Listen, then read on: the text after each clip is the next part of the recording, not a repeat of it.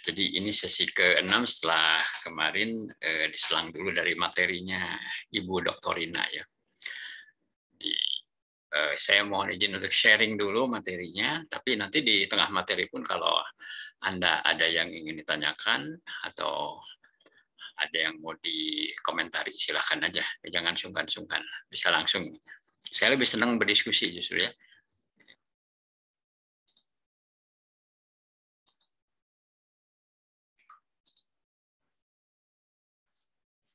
Oke. Jadi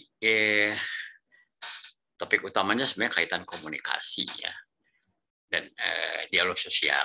Mungkin masih ingat waktu sesi keempat ya, saya pernah menyampaikan ada dua skema ya, skema tentang hubungan industrial, di mana fungsi pokok daripada hubungan industrial itu adalah komunikasi. Ya. Komunikasi ini diperlukan untuk berbagai kebutuhan, gitu ya, terutama dalam konteks mengelola hubungan industrial di dalam perusahaan, gitu ya. Dan hari ini tuh kita mau membedah lebih dalam, ya, seperti apa sebenarnya komunikasi dan dialog sosial di dalam hubungan industrial itu. Sudah kelihatan ya ininya, displaynya? Sudah, Pak.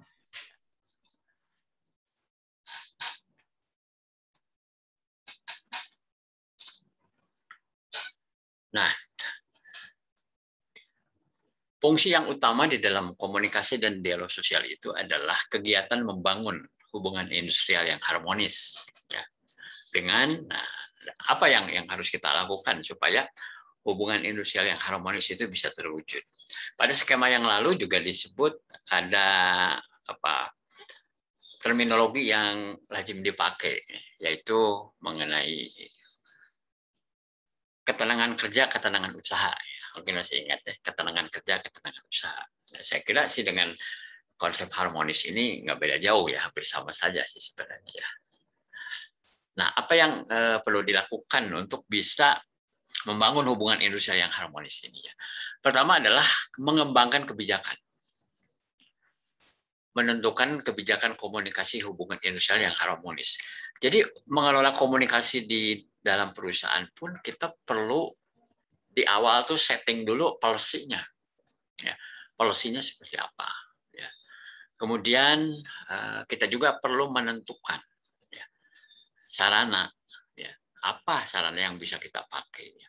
Melakukan analisis berbagai alternatif sarana komunikasi yang dapat digunakan organisasi.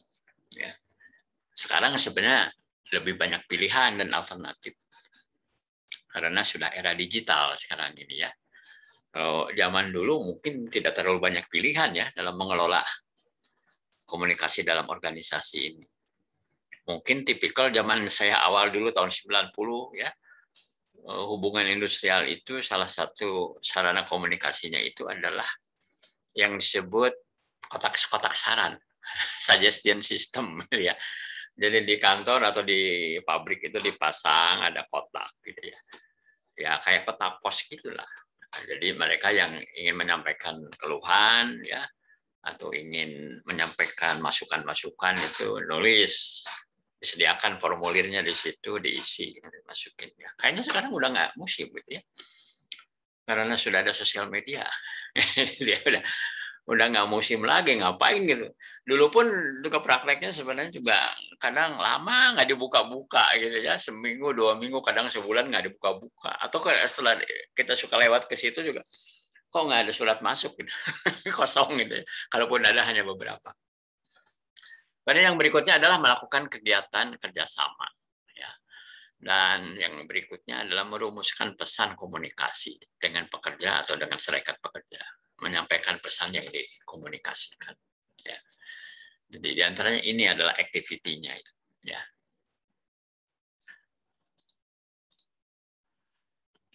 Saya back to basic dulu ya, karena ini topik utamanya adalah komunikasi, maka kita samakan dulu persepsi.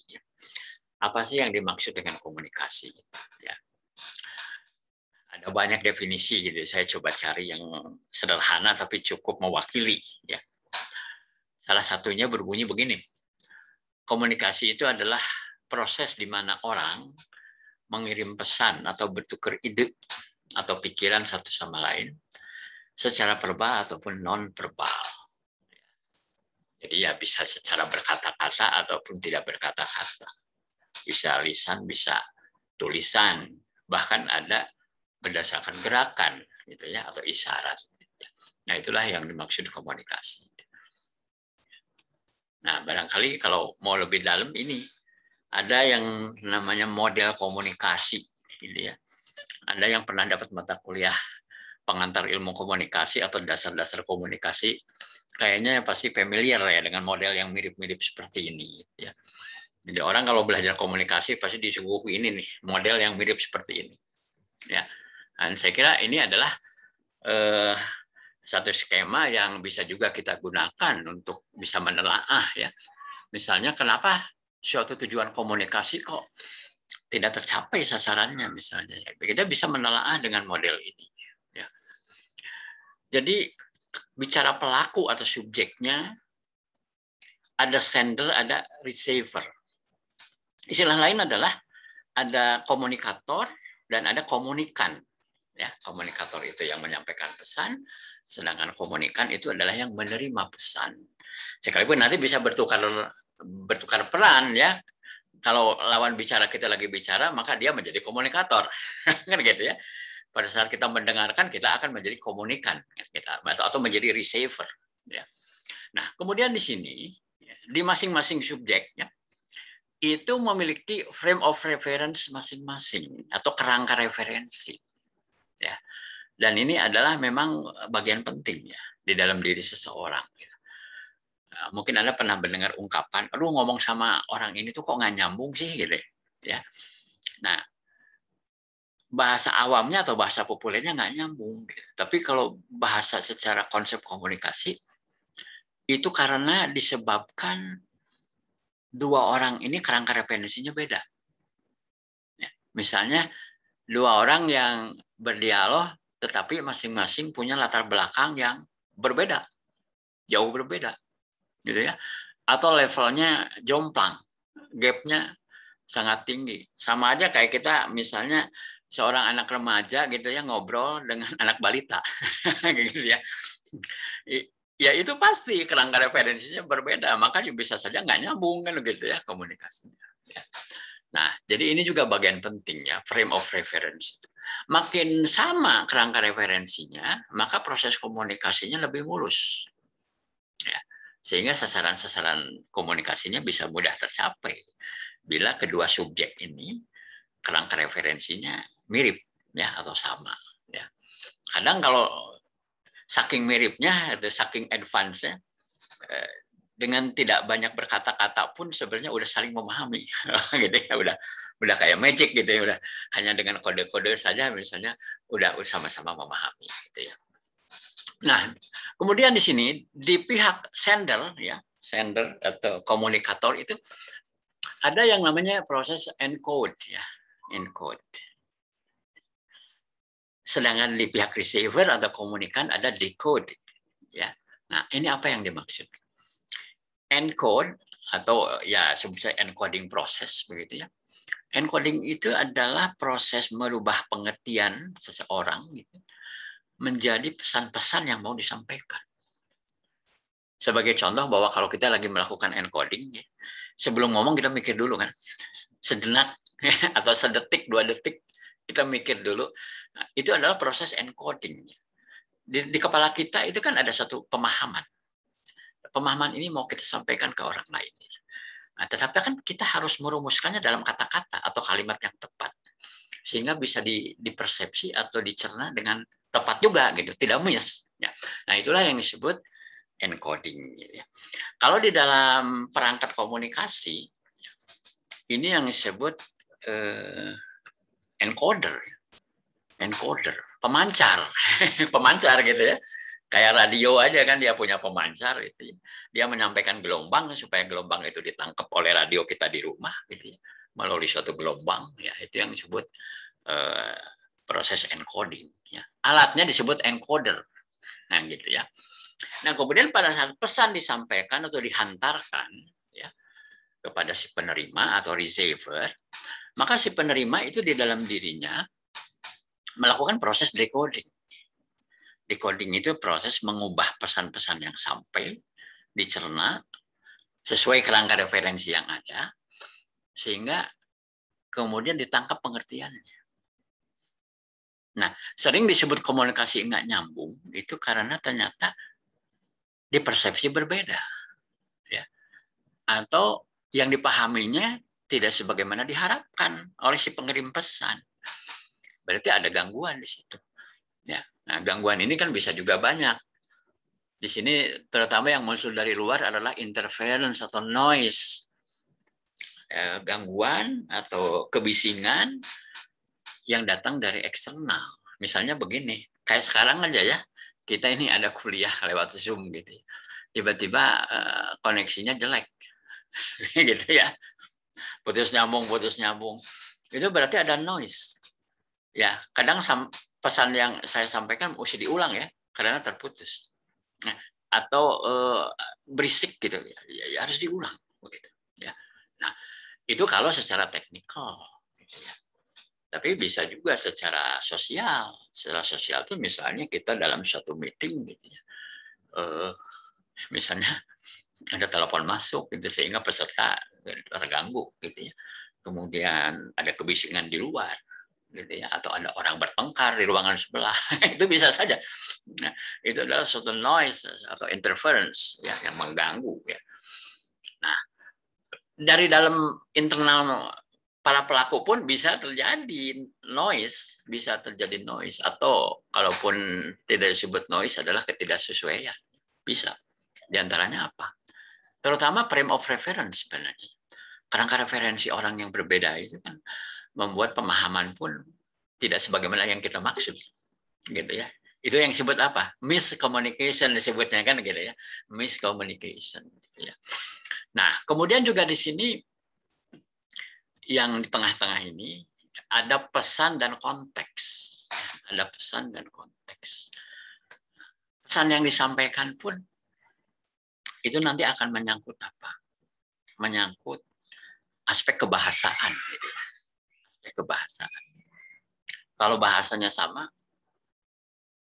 gaya komunikasinya sama, mudah tuh nyampainya pesan itu dan ditangkap sebagaimana yang dimaksud. Terkadang sama-sama bahasa Indonesia, yang satu generasi kolonial, yang satu generasi milenial. Kadang-kadang agak susah nyambung tuh. Gitu kan? Ya. Karena aspek gaya bahasa atau gaya bertuturnya berbeda. Saya ambil contoh misalnya kalau saya lihat nih anak-anak milenial bikin status misalnya di Facebook atau di Instagram gitu. Kadang kita mesti berpikir dulu ini tuh maksudnya apa sih? Gitu ya. Anak-anak muda sekarang bikin komen gitu ya di sosial media itu dengan tata bahasa tidak sebagaimana yang saya terima pengajaran yang disebut ejaan yang disempurnakan gitu ya. Zamannya Yus Badudu dulu gitu. Apa sih ini maksudnya gitu ya. Nah, itu satu contoh gitu ya. Bahwa sebenarnya itu pun menjadi noise sebenarnya. Noise dari sisi linguistik, ya, kebahasaan atau semantik, gitu ya. Termasuk konteks. Kan kadang ada orang berkomentar, tapi sebenarnya konteksnya itu kok melenceng, gitu. Tidak dalam koridor konteks yang lagi dibahas. Nah, itu juga persoalan, gitu ya. Nah, kurang lebih sih sebenarnya seperti itu, gitu ya, kerangka ini. Nah, kenapa misalnya di sebuah perusahaan pesan yang mau disampaikan itu ternyata kok miss bisa ditelaah sebenarnya dari model ini ya, bisa saja karena frame of reference yang berbeda gitu ya. Nah, salah satunya bagaimana supaya frame of reference-nya itu didekatkan, dibikin lebih banyak persamaan. Misalnya begini, kalau di dalam bidang perburuhan misalnya, karena kita bicaranya ketenaga kerjaan, misalnya sebelum perundingan, sebelum meeting, ya, itu semua peserta perundingan itu mendapat dulu pencerahan, mendapat dulu sharing. Misalnya hari pertama itu mengundang dulu para pakar, ya, untuk membeberkan situasi terkini seperti apa, untuk menjelaskan tentang regulasi terbaru, gitu misalnya, penafsirannya bagaimana. Ya. Nah, itu tuh bukan tanpa maksud, ya, bukan tanpa maksud. Termasuk misalnya kalau rapat umum pemegang saham gitu misalnya, sebelum memutuskan ya keputusan-keputusan strategik itu, biasanya mereka semua diberi dulu briefing singkat oleh para ahli gitu ya, yang tentunya kaitan dengan industri mereka gitu ya, supaya apa, frame of reference-nya sama. Sehingga kadang begini ya, kita menghabiskan waktu untuk berdebat ya, orang sudah bilang apa saya gitu ya, berbeda pendapat, karena memang masing-masing sendiri juga sebenarnya pemahamannya belum betul ya, belum diberi pembekalan yang tepat gitu, sehingga masing-masing punya tafsiran versi sendiri-sendiri yang sebenarnya dua-duanya banyak mengandung kesalahan gitu ya. Jadi harus dipersamakan dulu gitu ya. Nah, itu diantaranya. Sebelum saya lanjut, silakan, mungkin ada yang mau berkomentar atau bertanya, silakan. Biar lebih membumi ya kalau kita ada diskusi. Silakan. Boleh Pak Dadang. Silakan, Pak Helmi, silakan. Mungkin kalau di perusahaan saya sebelumnya masih seperti yang Pak Dadang sampaikan barusan terkait komplain atau pengaduan ya.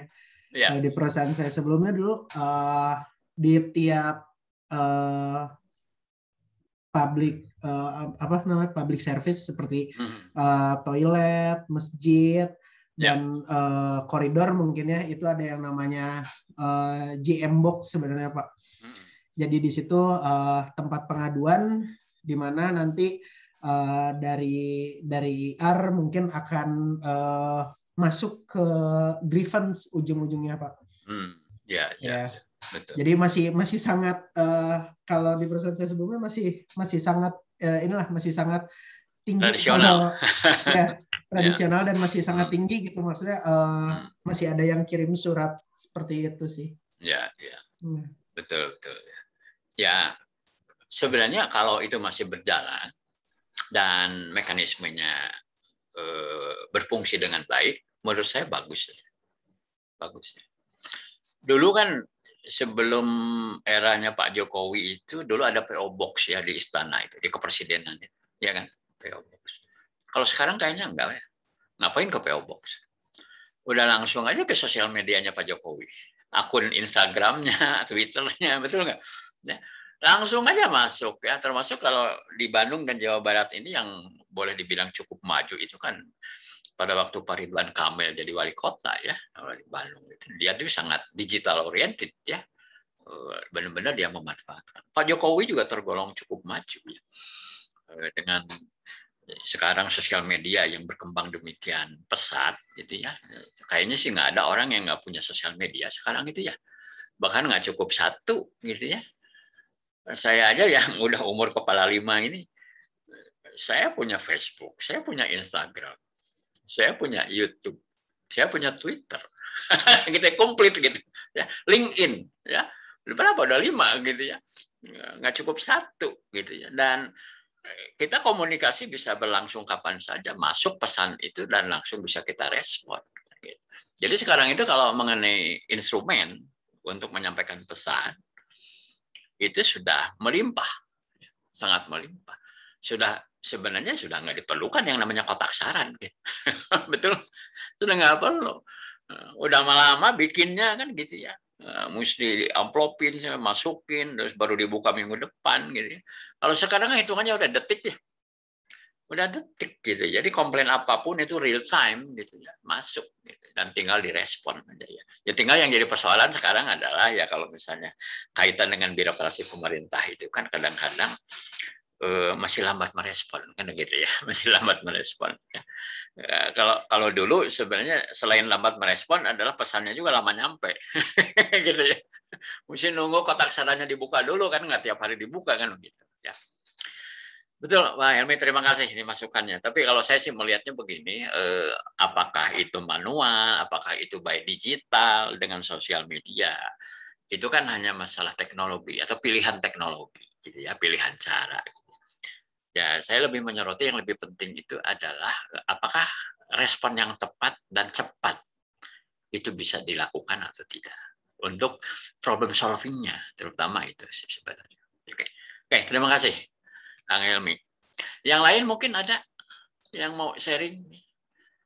Pak Denny pasti banyak pengalaman nih Pak Denny. Iya, saya Pak Dadang.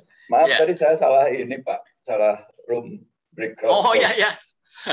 Jadi saya tuh ngikutin yang dari Unpad, kan tinggal pilih gitu ya. Terus atau yang lain. Ya ya ya. Ya, memang kalau yang terkait dengan komplain ataupun usulan itu ya Pak Dadang. Memang kan kita ada dua ya. Satu ada kalau terkait dengan improvement itu memang masih ada istilahnya suggestion system gitu ya, artinya mereka boleh mengusulkan sesuatu gitu ya, improvement, kemudian itu disampaikan ke atasannya, kemudian nanti ke komite approve, nanti dapat reward gitu ya Pak. Itu terkait dengan suggestion system. Tapi memang kalau terkait dengan keluhan ataupun yang lainnya itu ada hotline gitu ya, ada hotline WA yang mereka bisa akses gitu. Tapi ada juga memang yang tadi Pak Dadang sampaikan yang ke medsos. Nah, yang ke medsos ini memang suka agak ini sih ya, memang artinya tuh kadang-kadang kan keluhannya itu kan akhirnya diketahui oleh semua pihak ya Pak. Ya betul. Jadi bukan hanya internal karyawan kita saja gitu ya. Betul ya. Itu akhirnya semua pihak, dan itu kadang-kadang juga agak merepotkan gitu ya. Apalagi kalau keluhannya misalkan ke pimpinan tertinggi gitu ya. Nah, itu memang agak sedikit merepotkan gitu. Sehingga kita lebih sarankan sebetulnya ada ke hotline tadi, dan itu ada aplikasi sebetulnya Pak di kita tuh portal gitu di situ. Jadi ya mereka sebetulnya boleh untuk mengeluhkan sesuatu di situ, dan itu memang limitasinya juga hanya karyawan kita saja gitu ya. Betul. Nah, kalau ke medsos memang agak kita mereka untuk hindari supaya itu tadi khawatirnya nanti malah diketahui oleh orang luar, tapi informasinya misalkan ternyata tidak tepat gitu. Betul. Ya. Oke, bagus sekali Pak Denny ini sharingnya. Betul memang. Sosial media itu sangat cepat, terbuka, real time. Tapi bisa blunder, gitu ya. Bisa blunder juga, gitu ya. Apalagi menyangkut dapur kita ya, dalam tanda petik nih. Nah, orang lain banyak yang tahu ini ada yang lagi diramaikan di perusahaan kita kan, orang publik tahu, itu kan tidak bagus untuk reputasi perusahaan. Setidaknya begitulah, ya. Betul, memang makanya perlu diatur, memang tidak bisa dibiarkan liar gitu ya Pak Denny ya. Jadi, harus diatur. Kalau Anda mau ada yang mau disampaikan, atau mau menyampaikan keluhan, maka oleh karena itulah semua harus mengikuti policy dan SOP ya yang sudah ditetapkan oleh perusahaan. Betul, makasih Pak Denny ya sharing. Ya. Baik, sekarang coba kita lihat tujuan komunikasi. Ya, tadi sebenarnya saya sempat menyebut bahwa salah satu bagian penting yang menjadi tujuan itu adalah memindahkan pengertian sebenarnya. Gitu. Kita mengertinya seperti bentuk bulat begini, gitu misalnya ya. Nah, itu pun harus nyampe ke yang kita tuju pun persis, gitu ya. Intinya gitu ya. Nah, cuma saya ini sampaikan ada dua referensi gitu ya. Apa sih tujuan komunikasi? Yang pertama, menurut Rian Nugroho, bahwa tujuan komunikasi itu menciptakan pemahaman bersama atau mengubah persepsi, bahkan mengubah perilaku. Ya, jadi bukan sekedar ngerti, gitu ya. Bukan sekedar pemahamannya jadi sama, tapi juga persepsi dan perilakunya juga berubah gitu ya. Nah, kemudian yang berikutnya ini dari Robert Kahn, bahwa tujuan komunikasi itu adalah pertukaran informasi dan penyampaian makna dari suatu sistem sosial atau suatu organisasi. Ya. Jadi endingnya sih sebenarnya perubahan, ya, perubahan perilaku, perubahan sikap. Ya. Nah, karena ini kita bicaranya dengan jargon harmonis, ya. Nah, apa sih yang dimaksud harmonis itu ya? Harmonis itu adalah suatu keadaan di mana setiap orang dapat saling merangkul bersama di setiap masalah, sehingga terjadi keselarasan hidup guna mencapai kebahagiaan bersama. Jika orang hidup dalam keharmonisan satu sama lain, mereka hidup bersama secara damai daripada berkelahi atau berdebat. Nah, berikutnya bagaimana kita mengembangkan kebijakan, menentukan kebijakan komunikasi hubungan industrial yang harmonis. Jadi ini kan payungnya nih di organisasi kita ini, policy-nya bagaimana? Kita awali dengan apa sih yang dimaksud kebijakan ini ya. Kebijakan ialah suatu rangkaian konsep dan azas yang menjadi pedoman dan dasar rencana dalam pelaksanaan suatu pekerjaan, kepemimpinan dan cara bertindak. Nah, kebijakan komunikasi diperlukan untuk menjamin dinamika sosial masyarakat berjalan secara positif dan bisa meminimalkan ketimpangan-ketimpangan. Misalnya adanya dominasi dari satu pihak atas pihak yang lain. Kebijakan komunikasi lahir untuk memperlancar proses berjalannya sistem komunikasi. Nah, ini saya sampaikan ada beberapa contoh. Ya, dari organisasi yang cukup dikenal ya. Bahkan yang bergerak di bidang komunikasi juga gitu ya. Nah, ini salah satunya dari MNC Bank ya. Jadi di organisasi ini ada contoh mengenai kebijakan komunikasi. Ya, ini cuplikan saja gitu ya yang kaitan dengan komunikasi. Yaitu yang poin 5 ini komunikasi dengan karyawan.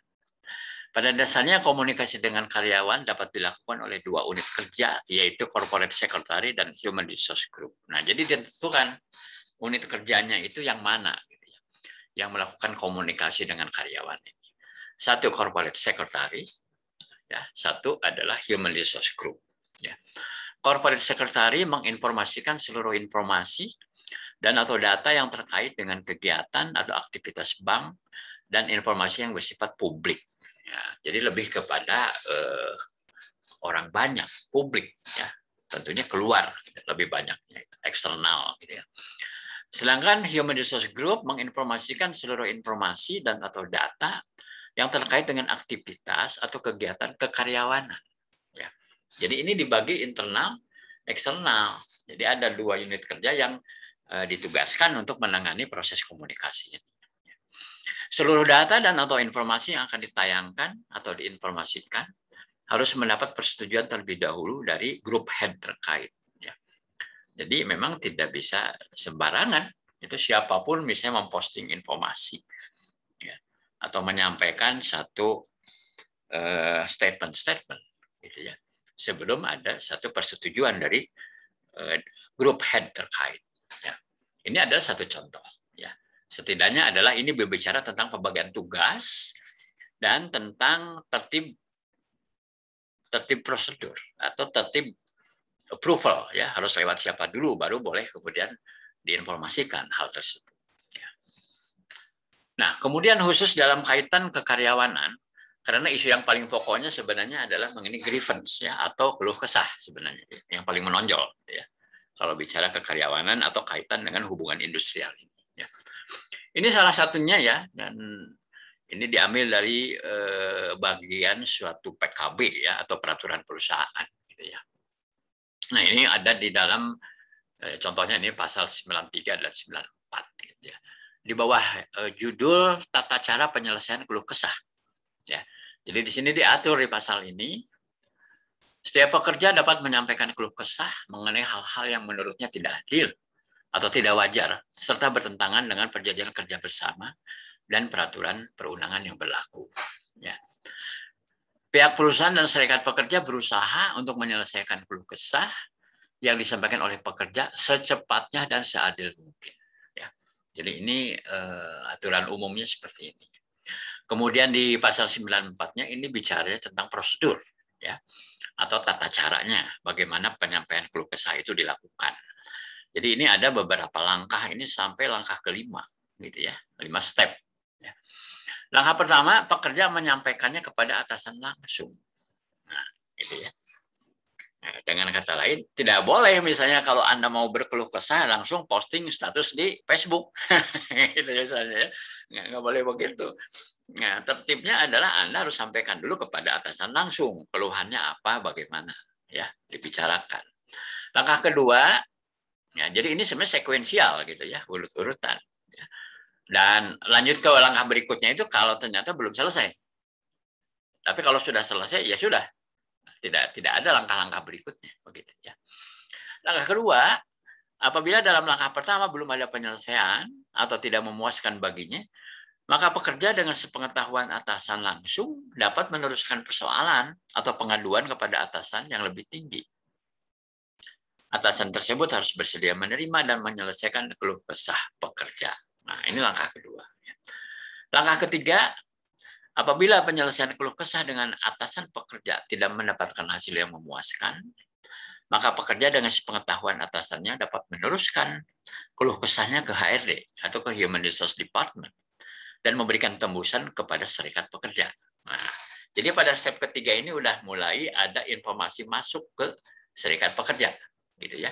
Sedangkan di tahap 1 dan 2 itu belum ada tembusan kepada serikat pekerja. Jadi sebenarnya bisa saja ada keluh kesah yang tidak harus diselesaikan melibatkan serikat pekerja sebenarnya ya.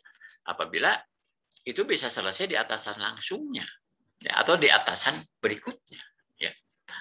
Kemudian langkah keempat, apabila pekerja masih merasa dirugikan, maka pekerja menyampaikan keluhannya kepada serikat pekerja dan dicari penyelesaiannya melalui musyawarah antara direksi dan serikat pekerja.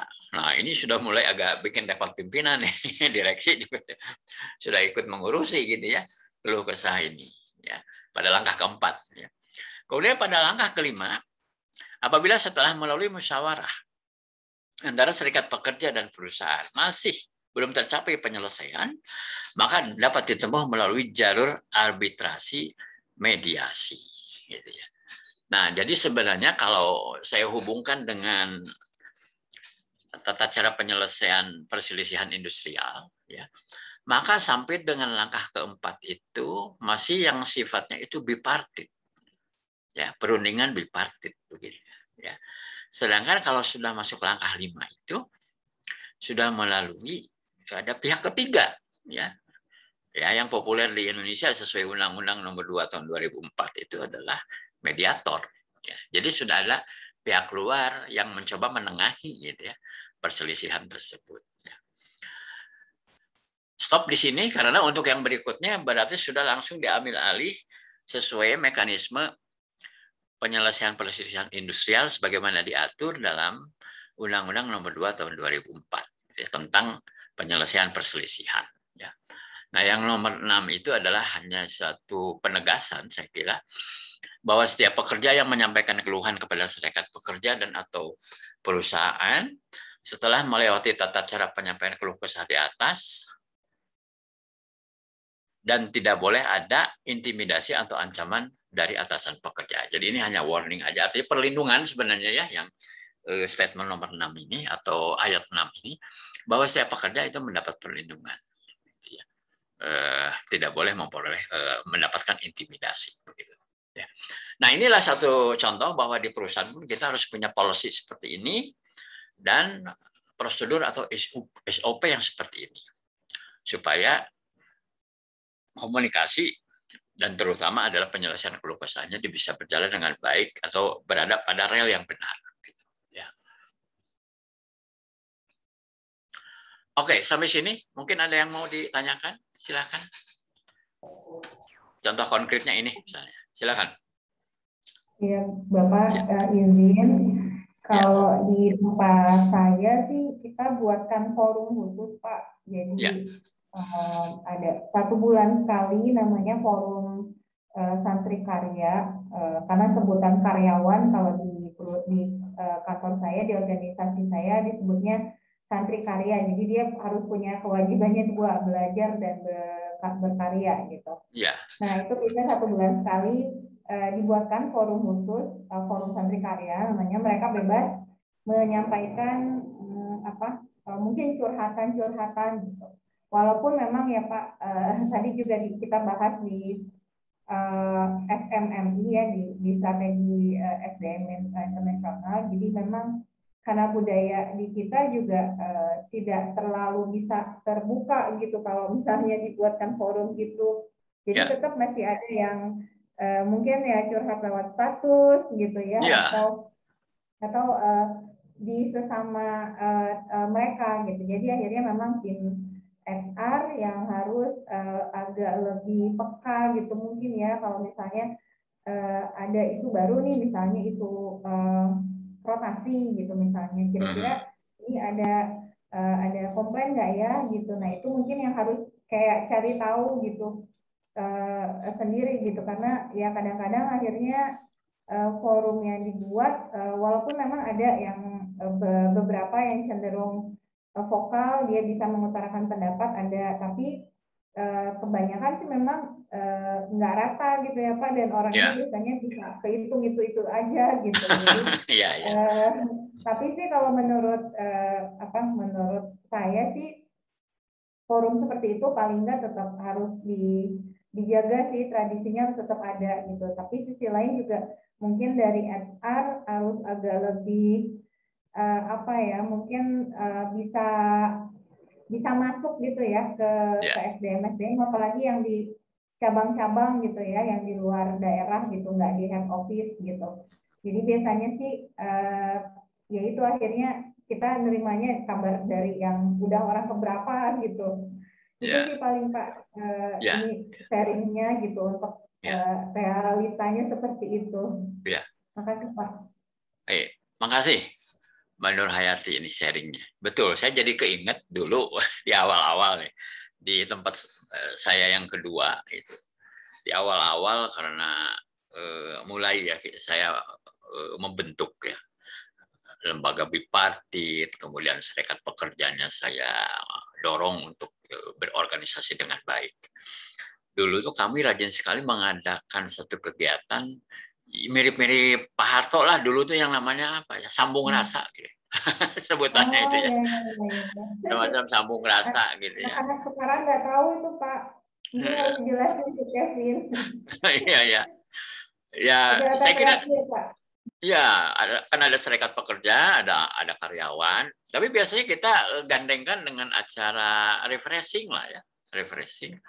Misalnya kita ya sebenarnya nggak jauh-jauh lah, misalnya di sekitar Bandung kita hiking kemana gitu ya, misalnya ke di Jatinangor ke atas misalnya, sambil kita botram gitu ya, tapi pimpinan berkenan hadir gitu ya. Jadi kita hiking, nanti kumpul di satu tempat di lapangan ya tempat teduh, ya, makan bareng terus ngobrol, sharing ya, sambung rasa lah, dulu kami menyebutnya sambung rasa gitu ya.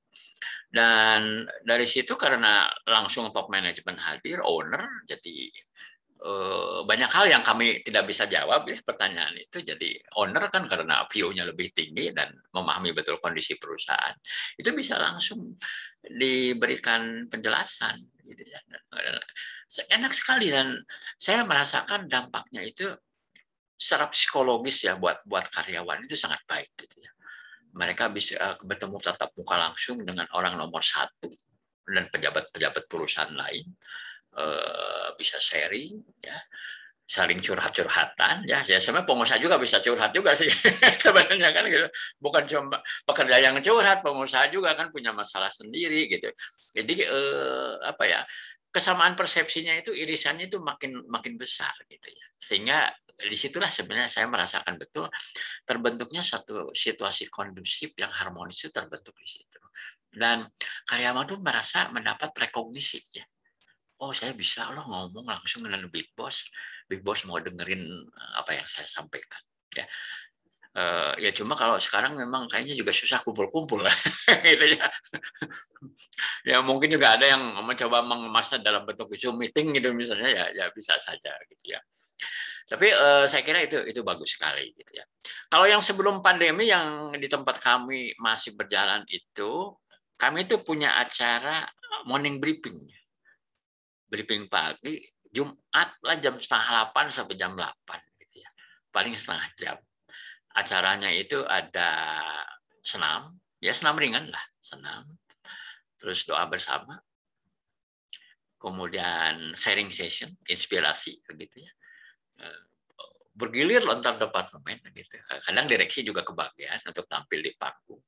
Jadi di tempat saya di head office itu bisa 1.000 orang lebih itu. Ya kita ada ruang space lah, jalan dan ada sedikit lapangan.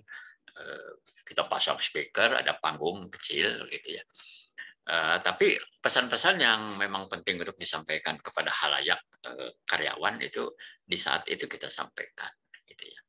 Saya kira mungkin sekarang orang HR juga harus kreatif ya, mengemas itu bentuk-bentuk format acaranya seperti apa gitu ya, dan timingnya kapan gitu. Dan menurut saya itu bagus. Memang harus ada pendekatan kontemporer ya sekarang gitu ya. Nggak bisa lagi pendekatan yang agak klasik begitu, yang terlalu kaku kesannya ya. Karena sekarang kan namanya generasi milenial ini kan tentu mereka punya style berbeda ya, termasuk di dalam bagaimana proses komunikasi dengan mereka itu harus disesuaikan dengan kondisi sekarang gitu ya. Ya yang punya web atau portal perusahaan yang bisa diakses oleh karyawan juga itu bagus sekali, informasi-informasi itu.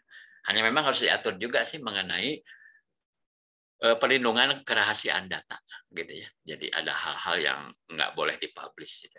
Ya saya pernah sekali dua kali menegur karyawan karena ada pengumuman yang dia publish di Facebook gitu.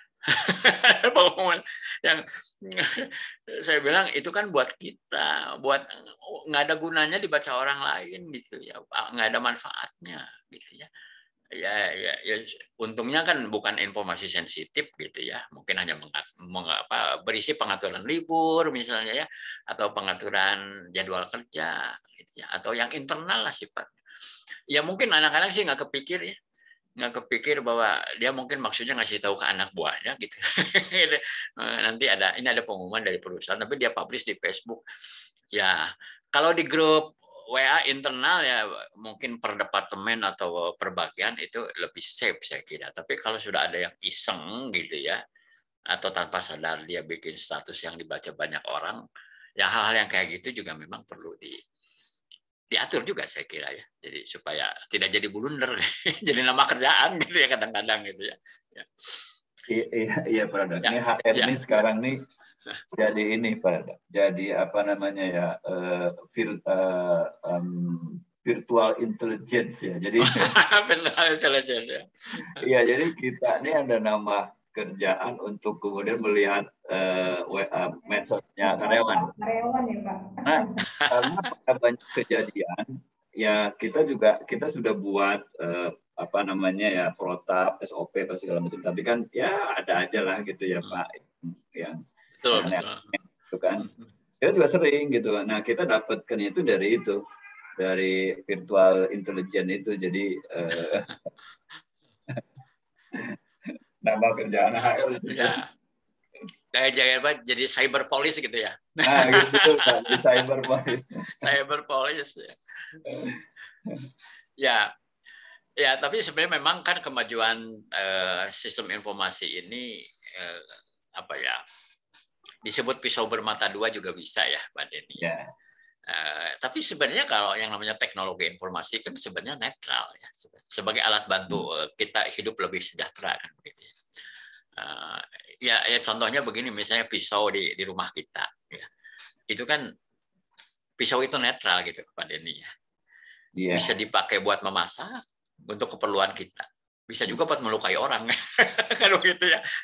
Nah, sama juga sih, terutama kan sekarang kayaknya nggak ada karyawan yang nggak punya Facebook, nggak punya IG gitu ya. Terutama dua kan itu yang populer ya. Twitter mungkin nggak terlalu ya. Saya pun nggak terlalu aktif tuh Twitter tuh. Gitu ya. Paling sekarang malah lebih aktifnya di YouTube ya, karena ya webinar gitu ya untuk sharing sesi-sesi kepada halayak gitu ya. Dan sebenarnya itu jadi meluas Pak Denny ya, pemanfaatan sosial media ini, dan kita bisa juga diantaranya untuk rekrutmen juga ya. Bisa ada yang melamar begitu, kita pengen tahu ini itu siapa ya, kecenderungan personalitinya seperti apa, itu dari postingan-postingan mereka gitu ya, bisa ketahuan juga gitu ya. Makanya saya ke mahasiswa yang terutama S1 gitu ya, atau yang lagi mau cari kerja, yang ikut magang di tempat saya gitu, saya selalu kasih nasihat gitu ya. Kalau kamu punya akun Facebook atau IG, tolonglah, sekarang kalian udah bukan anak-anak lagi, udah beranjak dewasa, udah menjadi manusia yang lebih bertanggung jawab. Cobalah tampilkan pribadi kamu yang baik, gitu, yang positif. Ya. Karena sekarang itu hampir sebuah perusahaan juga mencoba cari tahu juga sih sebenarnya akun sosial media kamu itu seperti apa, gitu ya. Malah sampai saya menyarankan kan kalau anak muda sekarang tuh banyak kalau bikin alamat email itu dengan kata-kata yang aneh begitu, yang alay begitu ya. Ya kalau udah menuju kepada profesional itu kan ya misalnya udah pakai nama Anda aja gitu kan gitu ya. Jadi supaya jelas gitu ya. Nah, kalau untuk profesional misalnya kan harus juga punya dua alamat email, misalnya untuk urusan dinas dan urusan pribadi, itu harus dipisahkan. Hal-hal yang seperti itu ya. Dari yang lain mungkin mau sharing atau bertanya, silakan. Yang belum kedengaran suaranya nih, Mbak Safa, Pak Kevin, silakan kalau ada yang mau disampaikan. Ya.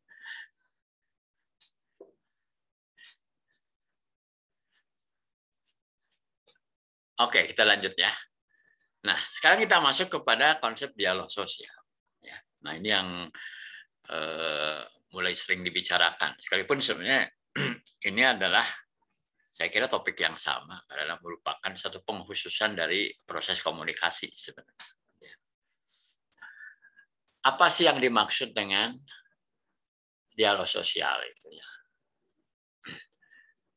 Jadi rujukannya kita ambil dari ILO ya, dari Organisasi Perburuhan Internasional. Dialog sosial didefinisikan oleh ILO untuk mencakup semua jenis negosiasi, konsultasi, atau sekedar pertukaran informasi antara atau di antara perwakilan pemerintah, pengusaha, dan pekerja mengenai masalah kepentingan bersama yang berkaitan dengan kebijakan ekonomi dan sosial. Jadi kalau kita menelaah definisi ini cukup luas ya cakupannya itu ya. Dan subjek pelakunya ada 3 di sini ya. Ada pengusaha, ada pekerja, dan ada pemerintah. Hanya prosesnya ternyata di dalamnya itu mencakup semua jenis negosiasi, konsultasi, atau sekedar pertukaran informasi. Dan ini kaitan dengan kebijakan ekonomi dan sosial.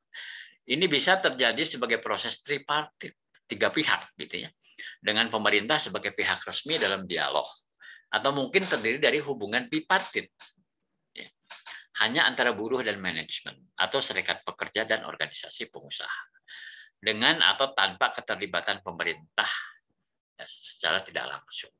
Ya. Lanjutannya, proses dialog sosial dapat bersifat informal atau dilembagakan, dan seringkali merupakan kombinasi dari keduanya. Ini bisa terjadi di tingkat nasional, regional, atau di tingkat perusahaan. Ini bisa antar profesional, sektoral, atau kombinasi dari semuanya. Tujuan utama dari dialog sosial itu sendiri adalah untuk mempromosikan pembangunan konsensus dan keterlibatan demokratis di antara para pemangku kepentingan, utamanya di dunia kerja. Struktur dan proses dialog sosial yang berhasil berpotensi untuk menyelesaikan masalah-masalah ekonomi dan sosial yang penting, mendorong pemerintahan yang baik, memajukan perdamaian dan stabilitas sosial dan industri, serta meningkatkan kemajuan ekonomi. Jadi ya sangat bagus sekali ya ini kalau dikelola dengan baik itu dampaknya. Berikutnya kita lihat kondisi pendukung dialog sosial. Agar dialog sosial berlangsung, hal-hal berikut itu harus ada. Jadi ini kita memerlukan ini ya, hal-hal berikut ini supaya dialog sosialnya berlangsung dengan baik. Yang pertama adalah organisasi pekerja dan organisasi pengusaha yang kuat dan mandiri dengan kapasitas teknis dan akses ke informasi yang relevan untuk berpartisipasi di dalam dialog sosial. Kemudian perlu kemauan dan komitmen politik untuk terlibat dalam dialog sosial dari semua pihak. Berikutnya adalah penghormatan terhadap hak-hak dasar, kebebasan berserikat, dan perundingan bersama, dan dukungan kelembagaan yang sesuai. Nah ini kalau saya ambil contoh kasus di Indonesia ya, yang tahun kemarin itu cukup hingar-bingar kaitan dengan Undang-Undang Cipta Kerja, ya terutama pada klaster ketenagakerjaan, gitu ya. Kalau saya melihat fenomena ini itu adalah menggambarkan bahwa ada yang perlu dibenahi dari dialog sosial kita, ya terutama antara kalau ini kan kemarin ramai itu sebenarnya terutama antara pemerintah dengan pekerja sebenarnya, gitu ya. Ya tentu terkait dengan pengusaha juga, gitu ya. Jadi sampai hari ini kan sebenarnya juga kalangan serikat pekerja itu masih menggugat. Ya. Mereka belum bisa menerima yang namanya Undang-Undang Cipta Kerja ini, khususnya klaster ketenagakerjaan itu. Ya. Dan itu satu cerminan sebenarnya. Dan mereka kan mengajukan gugatannya itu dalam dua kategori, gitu ya. Gugatan material yang menyangkut konten, gitu ya. Ada konten atau aturan-aturan baru yang dinilai merugikan, gitu ya. Terutama misalnya menyangkut kompensasi PHK dan kontrak dan outsourcing plus upah minimum, gitu ya. Terutama tiga hal itulah yang menjadi keberatan, gitu ya. Dari sisi materinya, ya konten daripada undang-undang. Dan kedua dari sisi formalnya, dari sisi proses pembentukan, mereka merasa tidak dilibatkan, ya. Atau kalaupun diklaim oleh pemerintah sudah kok, gitu. Tapi ada pihak-pihak yang merasa tidak diajak, gitu ya. Nah, ini kan isu ini sebenarnya menyangkut juga sebenarnya wilayah dialog sosial yang memang menurut saya perlu diperbaiki ke depan, gitu. Ya. Toh sebenarnya kalau bicara komunikasi itu kalau misalnya jumlah komplain ya, dan intensitas keluhannya tidak terlalu besar, artinya proses komunikasi sebelumnya sudah berjalan dengan baik. Ya. Nah, sekarang kita lihat peran negara bagaimana di dalam dialog sosial. Ya. Agar dialog sosial berhasil, negara itu tidak bisa pasif, meskipun ia bukan aktor langsung dalam prosesnya. Gitu ya. Cuma kalau yang undang-undang kemarin sebenarnya justru peran utamanya ada di pemerintah, terutama ya. Ya, karena juga boleh dibilang semua aspek masuk ya. Omnibus Law kita ini kan bukan cuma ketenagakerjaan, semua ya. Tapi mengerucutnya adalah kepada bagaimana menciptakan lapangan kerja yang lebih banyak. Ia bertanggung jawab untuk menciptakan iklim politik dan sipil yang stabil, yang memungkinkan organisasi pengusaha dan pekerja yang otonom untuk beroperasi secara bebas tanpa takut akan pembalasan. Ya. Bahkan ketika hubungan yang dominan secara formal bipartit, misalnya di tingkat perusahaan, gitu ya, negara memiliki peran dalam memberikan dukungan penting untuk proses tersebut melalui pembentukan kerangka hukum, kelembagaan, dan kerangka kerja lain yang memungkinkan para pihak untuk terlibat secara efektif. Ya, kalau saya baca aturan-aturan baru di dalam Undang-Undang Cipta Kerja dan PP-PP turunannya itu, saya melihat banyak hal yang justru harus diselesaikannya di tingkat bipartit, di tingkat perusahaan, gitu ya. Misalnya saya ambil contoh mengenai misalnya upah sektoral, ya, upah minimum sektoral itu kan lebih diserahkan kepada tingkat perusahaan, gitu ya. Kemudian yang lainnya misalnya upah minimum untuk usaha kecil menengah, ya, UMKM, ya karena mengingat kapasitas dari perusahaannya belum memungkinkan misalnya untuk membayar upah minimum kota kabupaten, ya maka sebenarnya diberi ruang, ya, tapi melalui kesepakatan bipartit, ya, dua pihak antara pengusaha pekerja di perusahaan tersebut. Nah itu satu contoh aja bahwa sebenarnya juga ada suatu regulasi yang memfasilitasi supaya proses kesepakatan bipartitnya itu bisa lebih berperan, gitu ya. Tidak bisa bahwa semua hal sampai yang kecil-kecilnya itu harus ditentukan dalam suatu undang-undang, dalam suatu peraturan pemerintah, gitu ya. Karena bisa blunder juga sih sebenarnya. Saya ambil contoh seperti mengenai upah minimum sebelum ini, gitu ya, versi Undang-Undang 13 atau versi sebelum Undang-Undang Cipta Kerja itu kan berlaku secara pukul rata, ya, tanpa memandang kelas perusahaannya, ya kan? Ya. Bahkan ya mungkin pembantu rumah tangga pun sebenarnya harus dibayar upah minimum, begitu ya. Perusahaan-perusahaan kecil pun home industry yang mungkin hanya mempekerjakan di bawah 10 orang gitu misalnya juga terkena kewajiban ketenagakerjaan gitu ya. Nah, saya melihat di dalam materi baru yang muncul di dalam Undang-Undang Cipta Kerja maupun PP turunannya itu ada beberapa pengaturan khusus gitu ya. Dan itu diserahkan kepada kesepakatan internal antara pengusaha dan pekerja di perusahaan masing-masing. Nah, itu contohnya. Nah, kemudian berikutnya kita tahu ada ILO ya, Organisasi Perburuhan Internasional. Itu bagaimana ini? Dialog sosial dan ILO ini. Hubungannya dan keterkaitannya.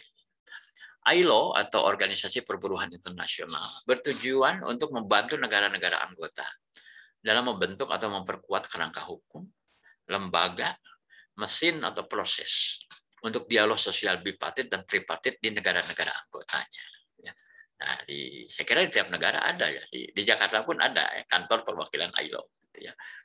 Ini juga bertujuan untuk mempromosikan dialog sosial di antara negara-negara anggota dan pengelompokan regional atau subregional sebagai alat untuk membangun konsensus, pembangunan ekonomi dan sosial, dan pemerintahan yang baik. Nah, sekarang kita masuk kepada salah satu bentuk komunikasi yang paling banyak dilakukan ya. Jadi salah satu bentuk dialog sosial yang banyak berlangsung ya di perusahaan, bahkan juga di tingkat tripartit gitu ya. Bipartit dan tripartit itu adalah negosiasi. Ya. Jadi ini sebenarnya satu kompetensi yang harus dikuasai oleh mereka terutama yang bergerak di bidang ketenagakerjaan. Ya. Nah, ini saya munculkan beberapa definisi dari beberapa pakar. Gitu. Salah satunya ini dari ahli hubungan internasional, Henry Kissinger, yang pernah menjadi Menteri Luar Negeri Amerika. Henry Kissinger ini menyampaikan bahwa negosiasi itu adalah proses menggabungkan posisi konflik ke posisi umum. Nah, posisi konflik ke posisi umum di bawah aturan keputusan bulat. Nah, itu definisi dari beliau. Kemudian dari Robbins, ya, saya kan ini ahli perilaku ya, Stephen Robbins.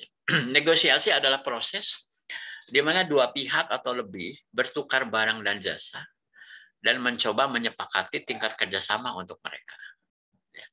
Berikutnya dari Jackman, menyampaikan negosiasi itu adalah proses yang terjadi antara dua pihak atau lebih yang pada awalnya memiliki pemikiran yang berbeda hingga akhirnya mencapai kesepakatan. Jadi ini mengerucutnya adalah kepada satu kesepakatan, sesuatu yang bisa mereka terima satu sama lain. Nah, itulah yang dimaksud negosiasi. Nah, ini secara konsep atau skema, ya sebenarnya kalau kita cari referensi, itu tahapnya banyak ya, dari tahap yang sederhana sampai tahap yang banyak. Gitu ya. Saya ambil yang tengah-tengah aja lah, yaitu proses negosiasi 5 tahap. Gitu ya. Jadi tahap pertama itu di dalam proses negosiasi itu dimulai dengan persiapan dan perencanaan, preparation and planning. Berikutnya kita masuk kepada kita mendefinisikan dan menyusun ground rules, ya, aturan main. Ya. Tahap ketiganya adalah klarifikasi dan justifikasi. Ya. Kemudian step keempatnya adalah tawar-menawar dan pemecahan masalah, ya. Bargaining and problem solving. Dan terakhir adalah closure and implementation. Ya. Kesimpulan dan penerapan, gitu ya. Kesepakatannya seperti apa, kemudian diterapkan. Coba kita lihat satu persatu. Jadi ini saya mencoba mengambil beberapa, ya katakanlah guidance yang singkat begitu ya, untuk masing-masing tahap dalam proses negosiasi. Ya. Karena di dalam dialog sosial, kalau terutama di tingkat perusahaan, ya, core-nya ini sebenarnya, core-nya ini. Ya. Karena di dalam penyelesaian keluh kesah pun kadang-kadang harus negosiasi, kan begitu ya. Kadang-kadang tidak selalu by the book, baca aturan gitu ya. Saya ambil contoh misalnya, kalau ikut aturan misalnya salah satu pihak nggak sanggup, misalnya kan, mau nggak mau kan harus negosiasi kan. Terus baiknya bagaimana? Gitu. Ya. Di tahap yang pertama yaitu persiapan dan perencanaan. Dalam tahap persiapan dan perencanaan Anda sebagai pihak dalam negosiasi itu perlu menentukan dan memperjelas tujuan Anda sendiri dalam negosiasi. Ini adalah waktu ketika Anda meluangkan waktu untuk mendefinisikan dan benar-benar memahami syarat dan ketentuan pertukaran dan sifat konfliknya. Apa yang ingin Anda tinggalkan? Ya. Anda juga harus memanfaatkan momen ini untuk mengantisipasi hal yang sama.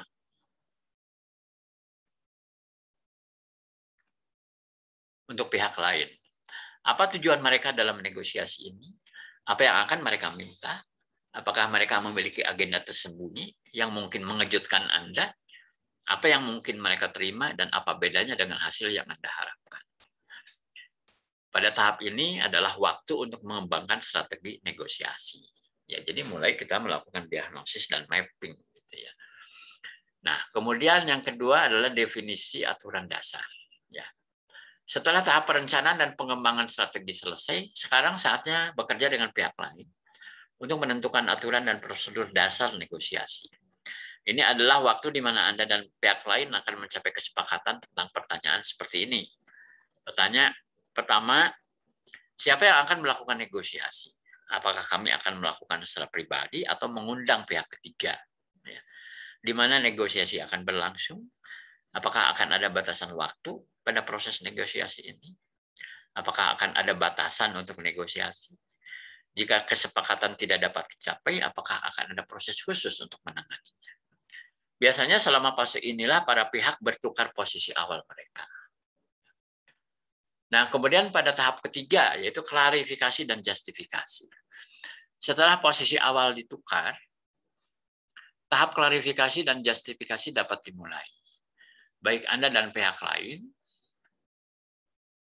akan menjelaskan, mengklarifikasi, mendukung, dan membenarkan posisi atau tuntutan awal Anda.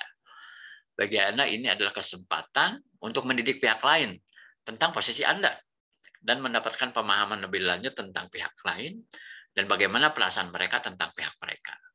Anda masing-masing dapat mengambil kesempatan untuk menjelaskan bagaimana Anda tiba di posisi saat ini dan menyertakan dokumentasi pendukung. Masing-masing pihak mungkin menggunakan kesempatan ini untuk meninjau strategi yang mereka rencanakan untuk negosiasi guna menentukan apakah itu masih merupakan pendekatan yang sesuai. Ini sebagai contoh aja ya, ini studi kasus. Di masa pandemi ini, isu yang utama adalah bagaimana mengatur tentang misalnya keputusan meliburkan karyawan, shifting. Terus upahnya bagaimana? Di tempat kami dari sejak awal pandemi bulan Maret tahun 2020 itu hampir setiap bulan kami melakukan perundingan bipartit. Karena kami terpaksa harus berhenti dulu produksi ya. Karena toko-toko juga tutup, penjualan kami juga drop ya. Barang-barang numpuk di gudang, ya, cash flow terganggu ya. Maka kami harus melakukan negosiasi, perundingan. Dan itu kan yang diamanatkan oleh surat edaran menteri ya, bahwa pengaturan tentang merumahkan karyawan, kemudian upahnya seperti apa, itu ada dalam surat edaran menteri yang terbit di awal pandemi waktu itu. Jadi kalau bicara klarifikasi dan justifikasi yang kami pakai adalah kita ada edaran menteri, gitu. Dan edaran menteri itu mengarahkan para pihak di dalam perusahaan itu melakukan perundingan, kesepakatan. Bahkan itu juga kemudian masuk kepada besaran pembayaran premi BPJS Ketenagakerjaan. Kalau misalnya karyawan kita dirumahkan berbulan-bulan, gitu, kemudian disepakati upahnya tidak penuh, mungkin cuma 50%, ada yang 25%. Premi BPJS-nya bagaimana? Ya.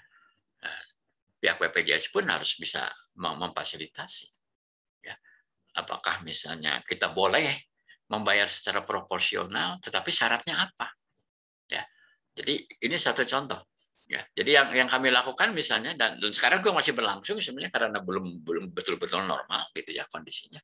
Karena kemarin aja kan sebulan setengah kita PPKM darurat, ya kan? Sebulan setengah itu kan toko-toko, departemen store tutup, ya nggak boleh buka. Dan itu praktis. Ke bisnis seperti kami, ya, itu dampaknya sangat luar biasa. Gitu. Dan kami harus duduk kembali di meja perundingan dengan serikat pekerja. Jadi yang pertama kita pakai itu adalah terutama dua gitu ya. Pertama regulasinya. Jadi kita kan nggak mungkin misalnya meminta pihak pekerja menyetujui usulan kita, tapi kita nggak punya dasar hukumnya, betul kan? Ya, dasar hukumnya kita harus ada apa? Gitu. Yang kedua, kita akan terbuka satu sama lain. Kondisi perusahaan pun kita buka. Misalnya kenapa perusahaan nggak sanggup membayar upah penuh kepada yang dirumahkan? Ya kita buka-bukaan. Ya. Bahwa penjualan menurun, pendapatan perusahaan pun menurun. Ya.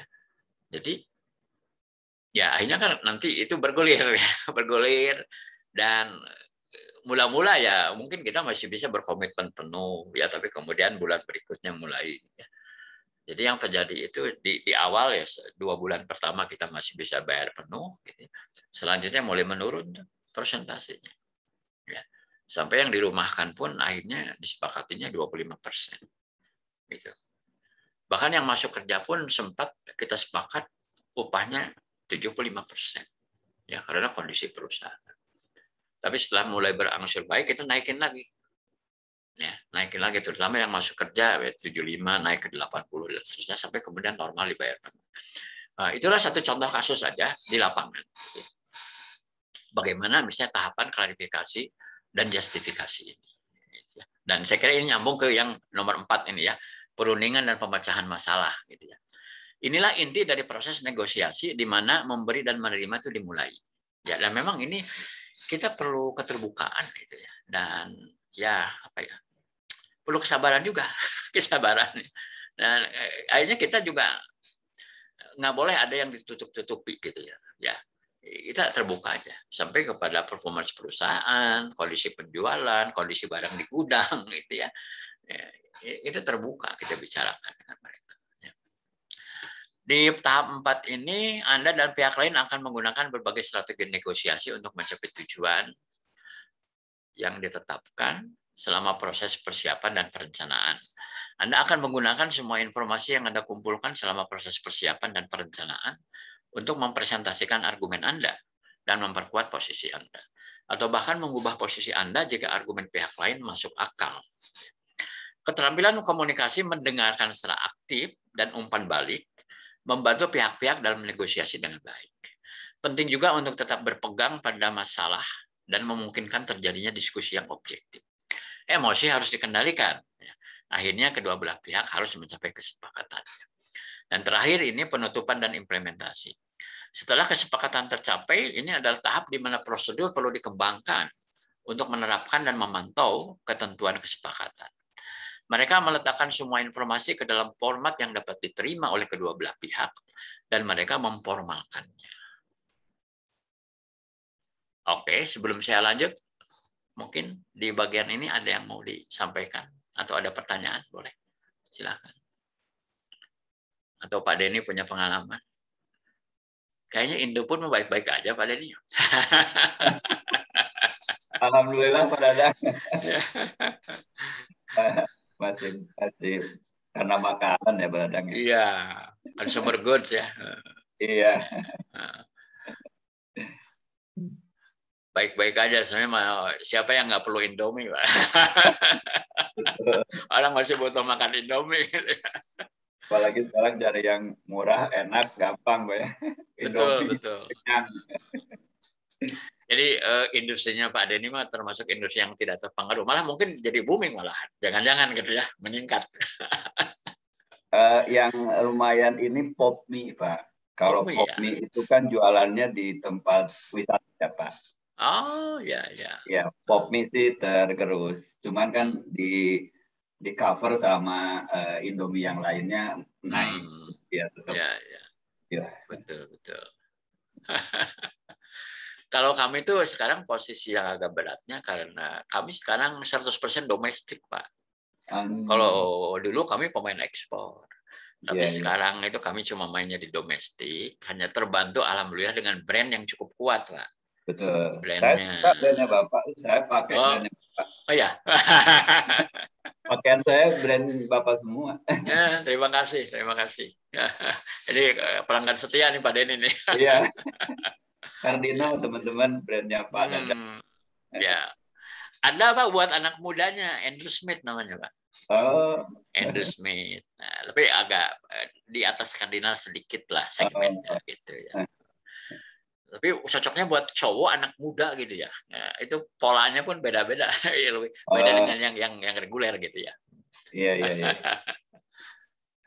Ya kalau kami terpukul Pak dengan PPKM, PSBB itu kan iya. Depser tutup ataupun kalau beroperasi cuma bisa setengah kapasitas.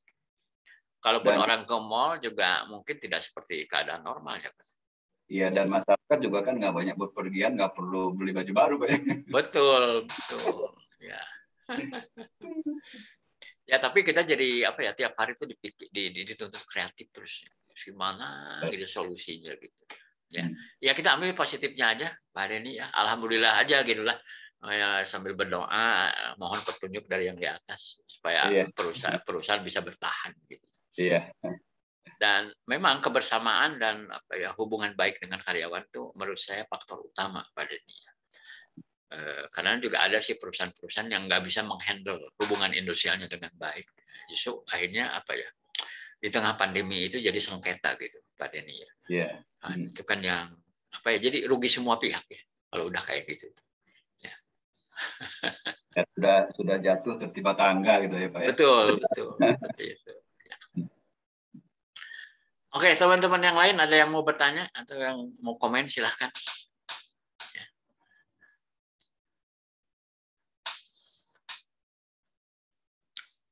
Di industri lain mungkin ada contoh, Bu Nur Hayati gimana Bu Hayati atau Pak Helmi selama pandemi ini?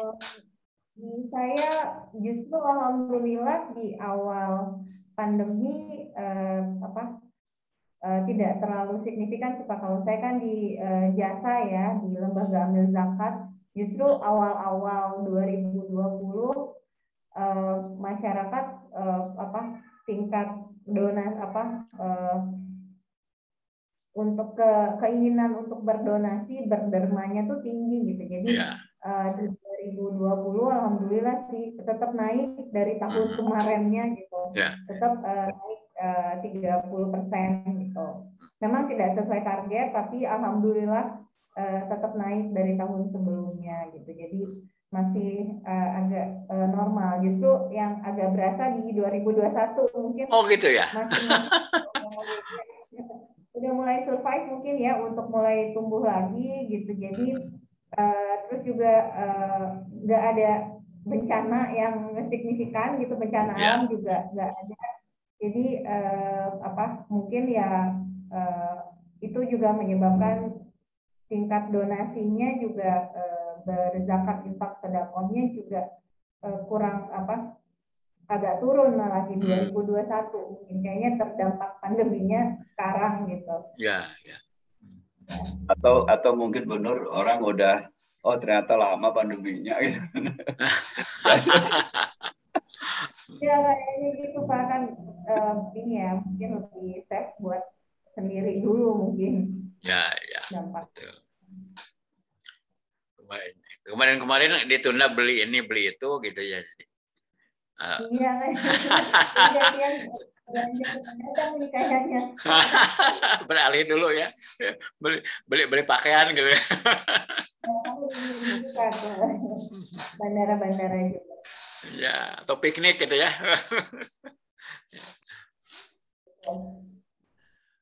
Baik, kita lanjut dulu. Nah, ini saya masuk ke yang berikutnya adalah melakukan kegiatan kerjasama. Ya.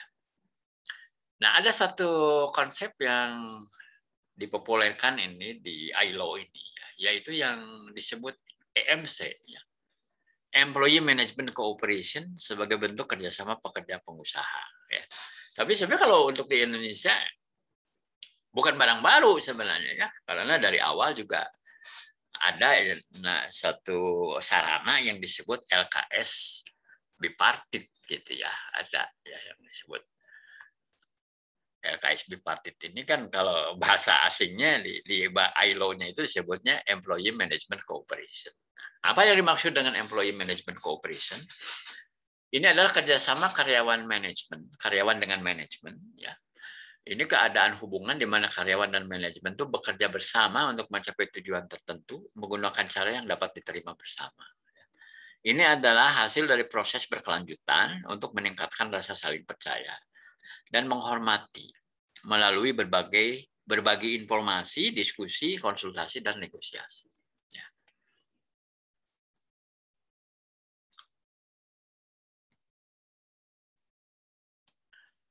Nah, apa saja sih yang biasanya di-cover oleh yang namanya Labor Management Cooperation Program?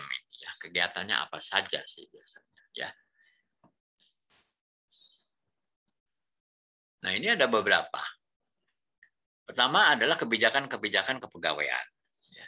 Kemudian rencana produksi. Program perluasan bisnis atau ekspansi. Program peningkatan produktivitas. Program productivity gain sharing, berbagi keuntungan. Misalnya ya kalau di bagian produksi itu ada yang namanya premi produksi atau insentif gitu ya.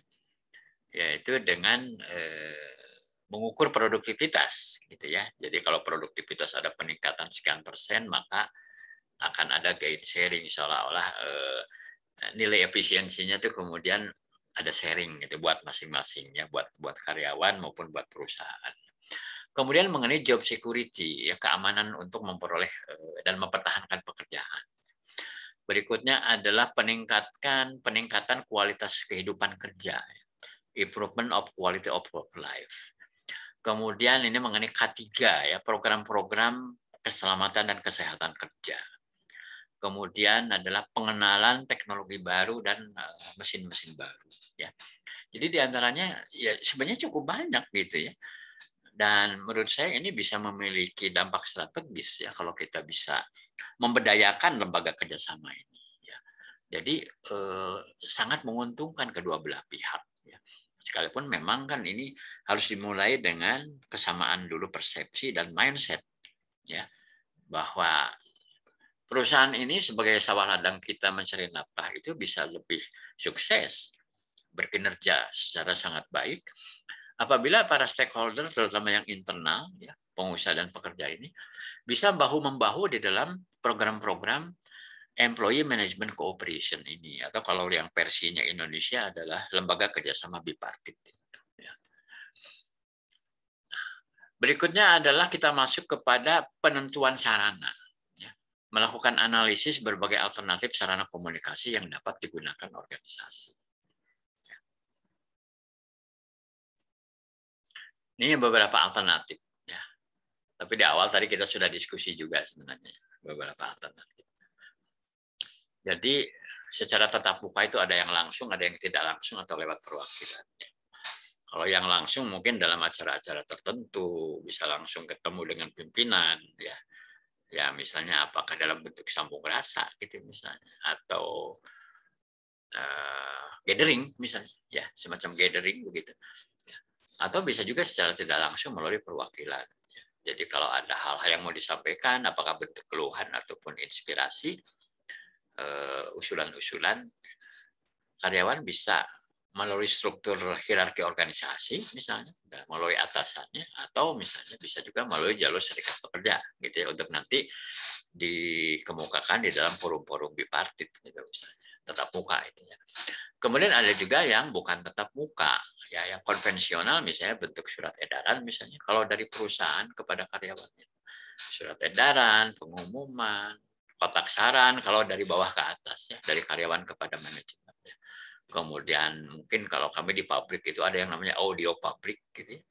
Jadi di ruangan produksi itu ada speaker kita pasang sehingga informasi apapun dengan cepat bisa disampaikan saja, bisa dari ruangan manajemen produksinya kepada line produksinya, informasi apa. Ya termasuk yang sekarang ini mengenai informasi seputar COVID-19 gitu misalnya, tentang prokes gitu ya. Apalagi yang terbaru misalnya mengenai deklarasi sehat kemudian peduli lindungi ya, misalnya ya. harus pakai QR code dan sebagainya, ya, program vaksin dan sebagainya itu bisa disampaikan di situ. Ya. Kemudian mungkin yang modern, ya, bukan tatap muka tapi modern, yaitu internal message system ya dengan local area network gitu ya. Kami masih ada yang namanya mirip SMS internal atau dulu itu namanya softbox gitu ya. Jadi kita ada satu aplikasi di mana kita untuk semua office sekalipun yang di luar Jawa pun kita bisa connect di situ ya. Ada yang namanya ya semacam SMS internal gitu ya, SMS internal ya. Tapi bisa kirim-kirim dokumen juga sebenarnya ya, bisa kirim data, bisa kirim dokumen. Kemudian grup WA, nah ini yang paling populer ya, grup WA. Ya. Dan saya merasakan sekarang ini paling efektif tuh ini. Dan kayaknya kalau dihitung di dalam perusahaan kita mungkin ada puluhan grup WA ya, gitu ya. Banyak banget gitu ya. Ada yang direksinya ikut, ada enggak, tergantung ya, ruang lingkup gitu sebenarnya. Kemudian ada company website, ya, ada portal khusus dan lain-lain. Jadi ini adalah beberapa instrumen dan media yang bisa kita manfaatkan untuk melaksanakan proses komunikasi ini. Ya. Termasuk pertukaran informasi, jadi bukan hanya informasi satu arah sebenarnya. Ya. Kemudian yang berikutnya, merumuskan pesan komunikasi dengan pekerja atau dengan serikat pekerja. Ya. Nah ini kaitan dengan hasil perundingan-perundingan, ya terutama di masa pandemi ini kan cukup intens ya perundingan-perundingan ini, terutama bagi perusahaan-perusahaan yang terdampak seperti di tempat saya. Gitu ya.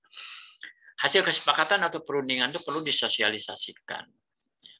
Sosialisasi akan lebih mudah jika para informal leader sejak awal diajak bicara atau dilibatkan untuk mencegah mispersepsi tentang suatu wacana baru.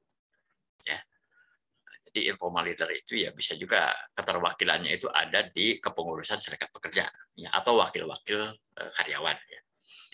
Jika isi kesepakatan tidak dinilai merugikan, bahkan memberikan nilai-nilai yang lebih baik, maka proses sosialisasi akan lebih mudah. Ya pasti dong itu good news, lebih gampang itu nyampeinnya kan gitu ya. Nah, tapi kalau itu bad news ya atau karena sesuatu hal terpaksa ada yang berkurang misalnya hak-hak karyawan, maka ini juga jadi nggak gampang ya nyampaikannya. Makanya harus dari awal itu persiapan dan perencanaannya harus dilakukan dengan baik. Gitu. Salah satu bentuk konkret adalah surat edaran ya, atau pengumuman bersama tentang kebijakan tertentu. Ya. Jadi kami itu hampir sebulan sekali atau paling tidak 2 bulan sekali itu menerbitkan pengumuman bersama, gitu ya. Terutama di masa pandemi ini ya, perundingannya topik apa, kesimpulan dan keputusannya seperti apa, itu kita harus sampaikan kepada karyawan. Dan itu kita tanda tangan semua, wakil manajemen perusahaan dan wakil dari serikat pekerja yang ikut dalam perundingan itu. Ya. Jadi kita melakukannya bersama-sama. Jadi untuk mencapaikan pesan-pesan komunikasi kepada karyawan pun, ya manajemen dengan serikat pekerja harus bekerja sama. Gitu. Formatnya seperti apa, sampai kemudian pilihan kata yang dipakai pun, ya jangan sampai kemudian suatu kata dipakai tapi blunder gitu. Misalnya. Jadi ya ini satu hal yang terus terang ya saya sendiri itu merasa sangat tertantang untuk lebih kreatif dan inovatif itu, terutama pada masa pandemi ini. Sebelumnya tuntutannya nggak kayak gini gitu ya. Sekarang ini memang tuntutannya lebih menantang gitu ya. Sehingga kami manajemen dengan serikat pekerja itu harus benar-benar lebih bekerja sama lebih erat lagi. Berikutnya ini mungkin yang merupakan secara lebih spesifik tadi disebut employee management cooperation, yaitu mengelola kerjasama lembaga kerjasama bipartit. Ya. Nah ini kalau merujuk kepada SKKNI, ya. Ini diatur di Kode Unit 05 yaitu mengelola lembaga kerjasama bipartit. Jadi di sini dibagi dalam elemen kompetensi dan kriteria unjuk kerja. Jadi pertama adalah membentuk LKS bipartit, yang kedua mengembangkan LKS bipartit. Untuk yang pertama membentuk LKS bipartit ini kriteria unjuk kerjanya ini dengan perspektif SKKNI gitu ya. Rencana pembentukan LKS bipartit disosialisasikan. Kemudian keanggotaan LKS bipartit ditetapkan, pengurus LKS bipartit ditetapkan, Kemudian lembaga kerjasama bipartit dicatatkan ya di Disnaker setempat. Ya. Itu untuk pembentukannya. Kemudian untuk pengembangan LKS-nya sendiri, tata tertib LKS bipartit disusun. Agenda LKS bipartit ditetapkan, kualitas pengurus LKS bipartit ditingkatkan. Ya, mungkin harus ikut training atau ikut BIMTEK misalnya. Ya. Nah, apa sih yang dimaksud dengan lembaga kerjasama bipartit ini? Ya. Kalau ILO menyebutnya EMC, ya, Employee Management Cooperation. Lembaga kerjasama bipartit merupakan forum komunikasi dan konsultasi mengenai hal-hal yang berkaitan dengan hubungan industrial di suatu perusahaan yang anggotanya terdiri dari pengusaha dan serikat pekerja dan seterusnya. Ini bahasa hukum, bahasa undang-undang, ini panjang definisinya ya. Lebih kalau mau singkat, Anda cukup baca yang digaris bawahi aja gitu ya. Jadi yang dimaksud lembaga kerjasama bipartit adalah forum komunikasi dan konsultasi. Anggotanya terdiri dari pengusaha dan serikat pekerja. Itu aja sih, ya, pendek aja. Fungsinya apa? Ya, lembaga ini adalah berfungsi sebagai forum untuk dialog sosial. Ya, yang tujuan utamanya meningkatkan organisasi antara lain melalui peningkatan produktivitas dan penciptaan kondisi hubungan industrial yang harmonis. Jadi dua ternyata misinya. Produktivitas bagaimana meningkat, kemudian bagaimana hubungan industrial yang harmonis itu bisa diwujudkan, ya. Yang di awal kita sebutnya ketenangan kerja dan ketenangan usaha. Ya. Nah, ini ada rujukannya dalam Undang-Undang 13/2003, ya. Bagian keempat ya tentang lembaga kerjasama bipartit. Anda bisa lihat ini ada di pasal 106 ya di Undang-Undang 13. Jadi di sini aturan mainnya adalah setiap perusahaan yang mempekerjakan 50 orang pekerja atau lebih wajib membentuk. Jadi ini hukumnya wajib ini. Ya. Kalau karyawan di tempat kita itu 50 orang atau lebih harus ada lembaga kerjasama bipartit. Lembaga kerjasama bipartit sebagai dimaksud berfungsi sebagai forum komunikasi konsultasi mengenai hak ketenagakerjaan di perusahaan dan seterusnya. Ini ada mengenai susunan keanggotaan. Ya. Harus ada keterwakilan ya dari keterwakilan unsur pengusaha dan unsur pekerja. Ya. Kalau pemerintah tidak masuk di bipartit, kalau pemerintah itu masuknya di lembaga kerjasama tripartit. Ya. Di sini disebutkan bahwa susunan keanggotaannya itu terdiri dari unsur pengusaha dan pekerja yang ditunjuk oleh pekerja secara demokratis untuk mewakili kepentingan pekerja. Ketentuan mengenai tata cara pembentukan dan susunan bipartit diatur dengan keputusan menteri. Jadi nanti kita perlu lihat juga keputusan menteri yang mengatur tentang pembentukan lembaga kerjasama bipartit ini. Ya. Nah, jadi sebenarnya kalau kita breakdown urut-urutannya, ini bicara mengelola LKS bipartit itu ada dua tahap yang utama. Ya. Pertama membentuk, yang kedua adalah mengembangkan. Ya. Di dalam rangka membentuk, step-stepnya adalah rencana dan sosialisasi, kemudian penetapan anggota, berikutnya penetapan pengurus, berikutnya pencatatan. Ya, jadi lembaga kerjasama bipartit ini kita harus catatkan ke Dinas Tenaga Kerja. Ya. Nah, nanti dari Dinas Tenaga Kerja juga keluar surat keputusan pencatatan. Ya, mirip ini aja lah. Dokumen-dokumen kontrak kerja juga kan harus dicatatkan juga ke Disnaker. Ya. Kemudian dalam rangka mengembangkan, mula-mula kita harus menyusun tata tertib, kemudian menetapkan agenda, ya, program kerjanya apa saja, dan peningkatan kualitas pengurus. Ya. Mungkin harus ada studi banding, harus training misalnya. Ya. Nah, ini ada rujukan, Anda bisa lihat ini Peraturan Menteri Tenaga Kerja Nomor 32 Tahun 2008 tentang tata cara pembentukan dan susunan keanggotaan lembaga kerjasama bipartit. Ini regulasinya tinggal dilihat saja. Ya. Ini ada satu referensi ini. Pembentukan LKS bipartit, jadi dibikin lebih simpel ini penyajiannya. Ya. Jadi step 1 itu adalah ini anggota LKS bipartit. Pengusaha dan wakil pekerja menunjuk anggota LKS bipartit, siapa aja orangnya, siapa yang mewakili manajemen, siapa yang mewakili pekerja. Gitu. Bisa juga yang mewakili pekerja itu para pengurus serikat pekerja juga bisa. Ya. Kemudian lakukan pemberitahuan kepada Disnaker setempat. Setelah itu barulah sudah resmi terbentuk. Jadi simpel aja sebenarnya prosesnya itu seperti ini. Ya. Nah, ada tiga langkah mudah kan untuk membentuk LKS Bipartit. Union and Management Cooperation. Pertama, tentukan nama pengurus LKS Bipartit. Penunjukan pengurus LKS melihat perbandingan 1:1 dengan jumlah minimum 3 orang per unsur. Jadi 3 orang dari unsur pengusaha, 3 orang dari unsur pekerja, gitu ya. Perbandingan 1:1 artinya jumlah anggota yang mewakili pengusaha sama jumlahnya dengan jumlah anggota yang mewakili unsur pekerja. Pengurus dari unsur pekerja akan ada 5 kondisi yang mungkin terjadi. Ya, jika ada belum ada SP, belum ada surat serikat pekerja, maka dipilih perwakilan pekerja sebagai pengurus LKS Bipartit. Jika satu serikat pekerja dan semua pekerja adalah anggota SP tersebut, maka SP mewakili ya sebagai wakil. Ya.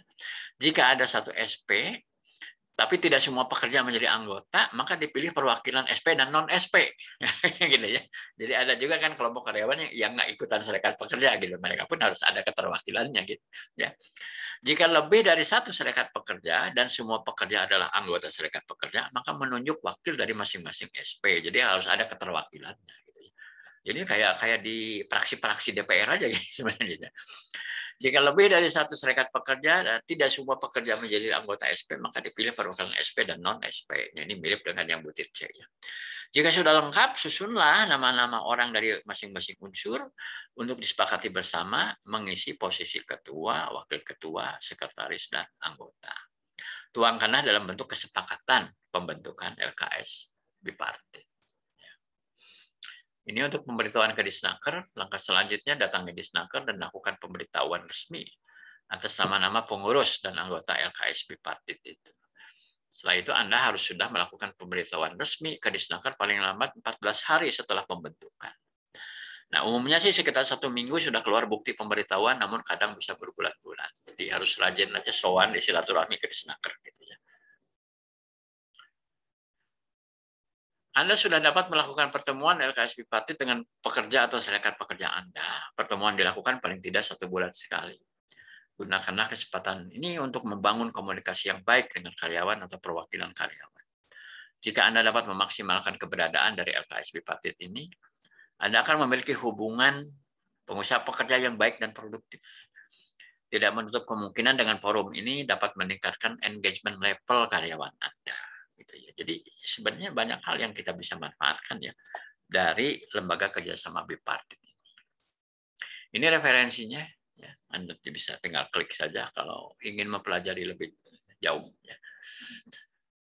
Oke, itu materinya untuk kuliah kita hari ini. Kita masih ada waktu ya. Kita sampai maghrib aja. Ya. Silakan kalau ada yang mau didiskusikan, silakan. Mau menyangkut materi hari ini boleh, atau yang lain juga boleh aja, bebas. Silahkan. Mangga. Siapa yang mau mulai?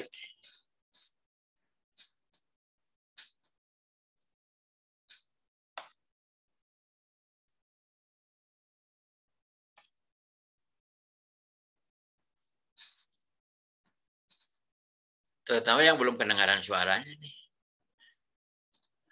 Mbak Audina belum kedengaran. Mbak Sapa juga belum tanya. Pak Ahmad belum juga. Silakan. Mungkin ada yang mau disampaikan atau mau ditanyakan, boleh.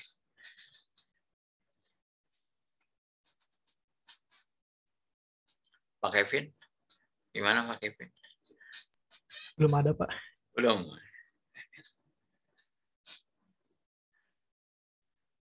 Oke, silakan mau sharing atau mau bertanya. Sepanjang masih ada hubungan dengan manajemen SDM, bebas saja. Nggak harus menyangkut topik hari ini juga. Ya.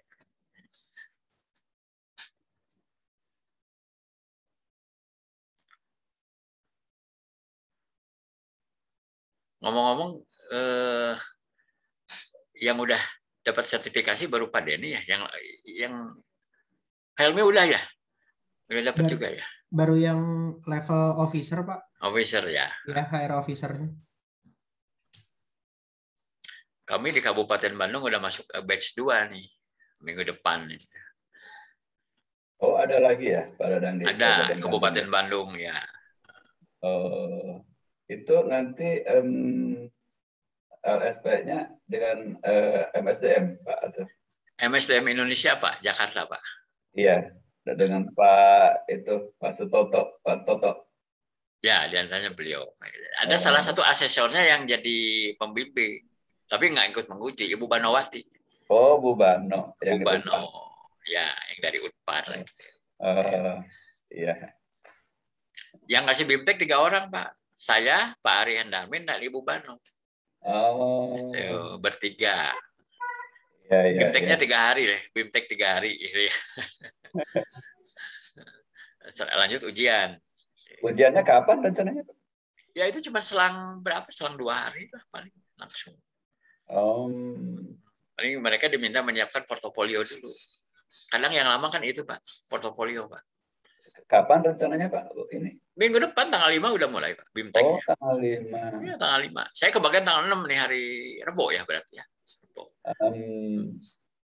Iya. Itu dibiayai di Snaker Pak ya? Di Snaker, dibayarin. Hebat juga Pak ya? Iya. Hebat juga. Alhamdulillah, ini udah batch 2 ya. Satu batch 20 orang Pak. 20 orang, ini sekarang 20 orang lagi gitu ya. Kalau satu lagi yang saya bareng Dr. Tri Utomo, itu online semua Pak. Yang lewat lembaga TUW itu ya. Iya. Lalu itu online semua, dari mulai BIMTEK-nya sampai kepada uji kompetensi. Kelihatannya nggak semua LSP dapat izin online kelihatannya Pak ya? Ya, betul. Ya. Ini pun justru memang dari Surabaya malah, jadi Pak Ajis ya. Pak Ajis dari asesor dari LSP MSDM profesional Pak, Surabaya. Ya. Jadi ini beda LSP-nya gitu. Betul. Ya. Tapi cukup simpel Pak online itu, dan bisa lebih murah. Bisa lebih murah. Iya. Karena kan kalau nggak ada biaya akomodasi lah. Mungkin, Pak. Dan nggak tahu juga mungkin. Ya. Sekarang saya lihat banyak juga dosen yang berminat untuk ambil sertifikasi. Iya, kelihatannya malah banyak dosen yang ikut malah ya. Betul. Tapi kayaknya bagus supaya apa ya? Jadi dari aspek praktikalnya juga mereka bisa lebih menguasai begitu ya, bukan cuma sekedar konsep gitu. Ya. Cuman mereka ngumpulin portfolionya gimana, Be? Ya mungkin ada yang di kampus, aspek pengelolaan, atau mereka membuat satu tugas Pak. Tugas. Substitusinya itu bikin satu karya, satu tugas. Iya. Ya kalau dosen mah teorinya udah jago Pak. Betul. Tinggal bikin contoh pengerjaannya bagaimana gitu. Iya. Tapi saya salut juga dosen berani juga. Itu kan sebenarnya sertifikasi untuk praktisi kan sebenarnya. Iya, profesi sebetulnya kan Pak. Iya, gitu. Nggak tahu ya mereka kepentingannya apa ya Pak? Ya. Atau itu bisa ada nilai untuk di akreditasi mungkin ya, atau saya nggak tahu mungkin ya. Ada. Ya. Poin juga kan, kredit poin. Betul. Kredit poin. Dan ya dari sisi kualifikasi pengajar kan, kalau mereka certified, mengajar di kelas jalur profesi seperti Unpad ini kan jalur profesi, kan mereka lebih, ya katakanlah lebih sesuai gitu, karena sudah certified, gitu kan, sebagai praktisi. Ya mulai banyak lah dosen-dosen. Yang di kelas online juga itu ada dari PTS di Bandung ya. Dari Unpad, dari Sangga Buana, ya, pada ikut itu. Udah dokter Pak itu, S3 semua. Saya dipikir-pikir nggak sopan saya ngajarin S3 nih. Hanya karena saya praktisi aja gitu ya. Kabarnya malah sekarang di lulusan universitas itu untuk jurusan-jurusan terutama yang jurusan kepegawaian gitu, katanya malah nanti akan diwajibkan untuk ikut sertifikasi ya Pak, infonya gitu ya? Ya, sebenarnya kalau merujuk kepada surat edaran, ya, kan memang surat edarannya sejak 2019 sudah ada Pak. Iya. Nah, hanya itunya dasarnya masih berupa surat edaran. Betul. Nah, dan terakhir kan waktu kami ikut FGD itu kan mau dinaikkan levelnya menjadi peraturan menteri atau paling tidak surat keputusan menteri. Iya. Tapi belum terbit kayaknya. Ya. Jadi dasarnya masih memakai dasar yang 2019 itu surat edaran menteri. Ya. Waktu masih zamannya Pak Hanif ya. Masih zamannya Pak Hanif. Ya. Ya memang ada rujukannya sekalipun kan kalau surat edaran itu tidak terlalu mengikat ya, Pak ya. Karena belum muncul sanksinya apa gitu ya. Betul. Kalau tidak certified apakah nggak boleh pegang jabatan itu atau bagaimana? Iya. Seharusnya ya Pak, seperti kan sekarang untuk beberapa perizinan K3 kan harus menyertakan sertifikat kompetensi dari contoh boiler Pak ya, kan ya. Harus operatornya kan harus sertifikat boiler. Betul. Kemudian yang lain harusnya sih ke depannya seperti itu ya Pak, misalkan mau ngurus pendaftaran PP, PKB, orang yang daftar ini harus sertifikasi HI gitu ya. Mungkin harus seperti itu kali ke depannya Pak ya. Betul, ke depannya. Ya. Sebenarnya memang yang udah berjalan lebih dulu kan adalah bidang K3 Pak. Ya, mengenai wajib sertifikasi ini. Dan itu ada dasarnya karena itu menyangkut risiko Pak. Ya. Orang-orang yang pegang alat-alat berbahaya itu kan kalau tidak benar-benar kompeten itu kan berisiko tinggi Pak. Betul. Bisa menyangkut keselamatan banyak orang ya. Gitu. Nah sekarang kenapa kok misalnya manajer HRD mesti juga certified ya baru sekarang itu dasarnya adalah karena itu pun menyangkut apa.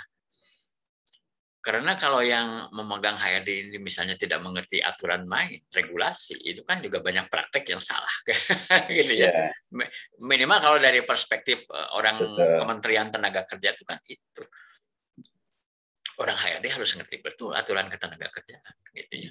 Sehingga praktek-praktek atau good governance-nya itu bisa berjalan di perusahaan dengan baik. Begitu. Betul. Ustadz aja sekarang disuruh sertifikasi ya Pak. Sertifikasi Ustadz, sertifikasi khotib. Iya, suruh sertifikasi gitu.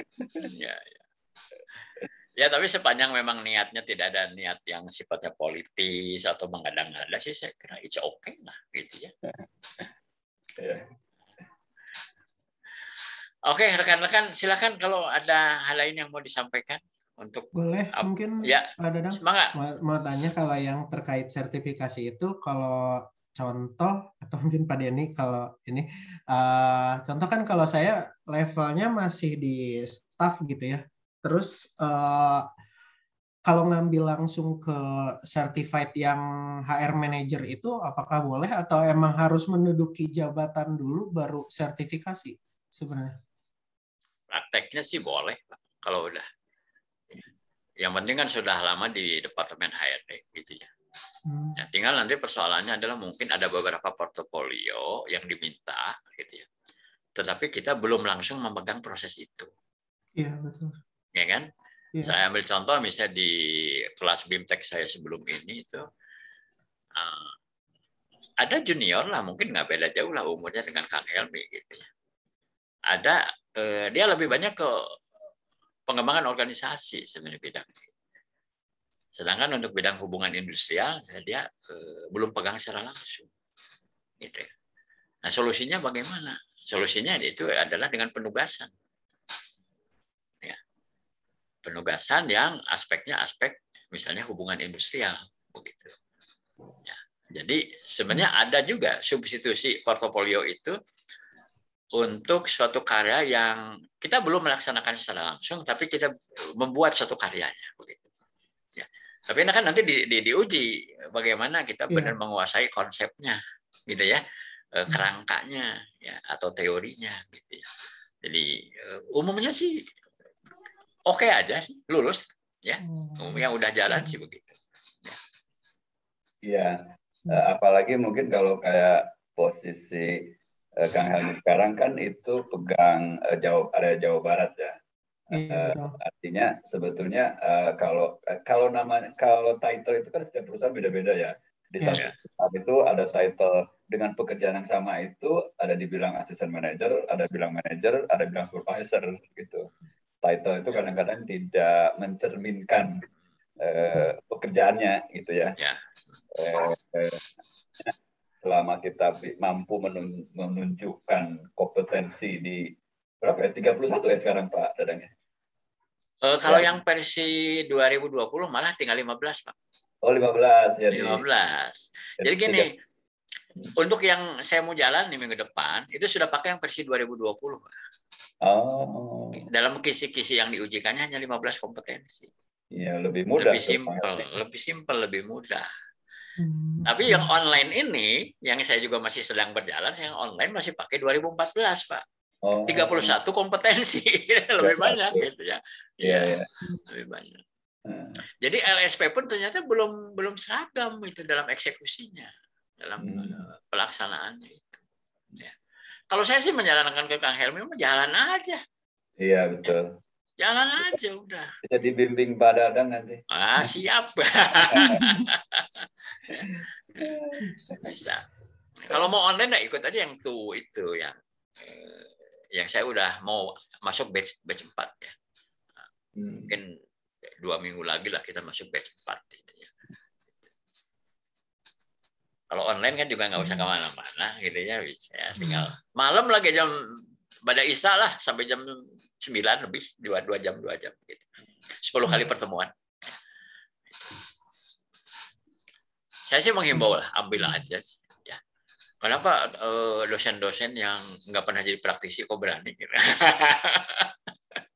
Ya. Nah, kalau bicara modal, modalnya adalah penguasaan teori kan, sebenarnya praktikal kan mungkin ada yang pernah, ada yang belum pernah juga. Tapi mereka menjalaninya dan mereka bikin gitu ya tugas-tugasnya itu. Ya. Asesornya juga kalau kita bisa menjelaskan secara teori gitu ya. Itu juga kalau kompetensinya nggak terlalu banyak masih bisa diterima itu bisa. Betul. Cuma memang banyak juga yang stres juga tuh kalau udah diminta mempersiapkan portofolio terus besok mau diuji. Malah ada yang bilang perasaan saya mau dihisab katanya. Apalagi kalau misalkan itu dibiayain ya Pak ya. Kan betul. Ada beban moral. Kan? Betul. Beban moral, beban malu kan dengan dibayarin lebih nggak lulus. Itu stresnya tambah-tambah. Betul sih, memang betul ya. Batch 1 itu yang dibiayain di Disnaker Kabupaten Bandung, alhamdulillah lulus semua Pak. Cuma memang dari pihak Disnaker juga cukup selektif ya, dari sisi syarat pendidikan, pengalaman kerja, gitu. Ukuran perusahaan. Jadi mereka sendiri juga nggak mau kalau nggak ada yang nggak lulus. Iya. Itu pakai APBD itu, ya. Pakai APBD dananya gitu ya. Mereka juga nggak mau nanti ditanyakan ini kok kenapa tingkat kelulusannya itu misalnya tidak 100%. Beban juga sih bagi pihak Disnaker juga. Tapi hebat juga ya Disnaker Kabupaten Bandung. Sepengetahuan saya jarang yang jarang saya belum dengar kok Disnaker di daerah lain itu. Ya kalau kita sih sebagai partner ya, sebagai pemateri sih ya senang-senang aja, support aja kita ya. Itu kan teman-teman kita sendiri di forum HRD gitu kan. Malah banyak yang udah senior tuh ya, lebih senior dari saya, cuma ya karena belum punya itu aja, belum punya sertifikat. Cuma itu aja sih. Belum punya label. Iya, gitu. Cuman gitu aja.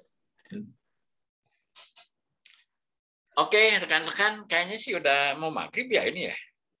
Iya, Pak, sebentar lagi. Ya, terima kasih sekali nih untuk sesi hari ini, cukup seru diskusinya. Banyak hal juga nih saya dapat sharing, khususnya dari Pak Denny, Bu Nur Hayati juga, ya menambah juga memperkaya nih contoh-contoh kasus ya di lapangan gitu ya. Ini mudah-mudahan materi hari ini juga semakin menambah pemahaman kita ya tentang hubungan industrial, khususnya di proses komunikasi dan dialog sosial. Kita akan bertemu lagi berikutnya ya. Saya 1 kali lagi ya kalau nggak salah ya. Tapi yang berikutnya itu kalau saya lihat petunjuknya lebih ke contoh kasus nanti. Jadi mohon rekan-rekan kumpulin deh contoh-contoh kasus. Jadi kita diskusikan nih supaya lebih membumi gitu ya, contoh-contoh kasus gitu. Baik, terima kasih rekan-rekan semua para mahasiswa MM. Mudah-mudahan semua yang kita laksanakan mendapat ridho Allah dan membuat kita lebih kompeten ya ke depannya, dan harapan saya semua lulusnya dapat A nih nilainya. Ya. Baik, mohon maaf kalau ada hal-hal yang kurang berkenan. Sukses selalu dan sehat selalu. Selamat berakhir pekan. Assalamualaikum warahmatullahi wabarakatuh. Assalamualaikum warahmatullahi wabarakatuh. Terima kasih Pak Dadang. Sama-sama. Ya, sukses.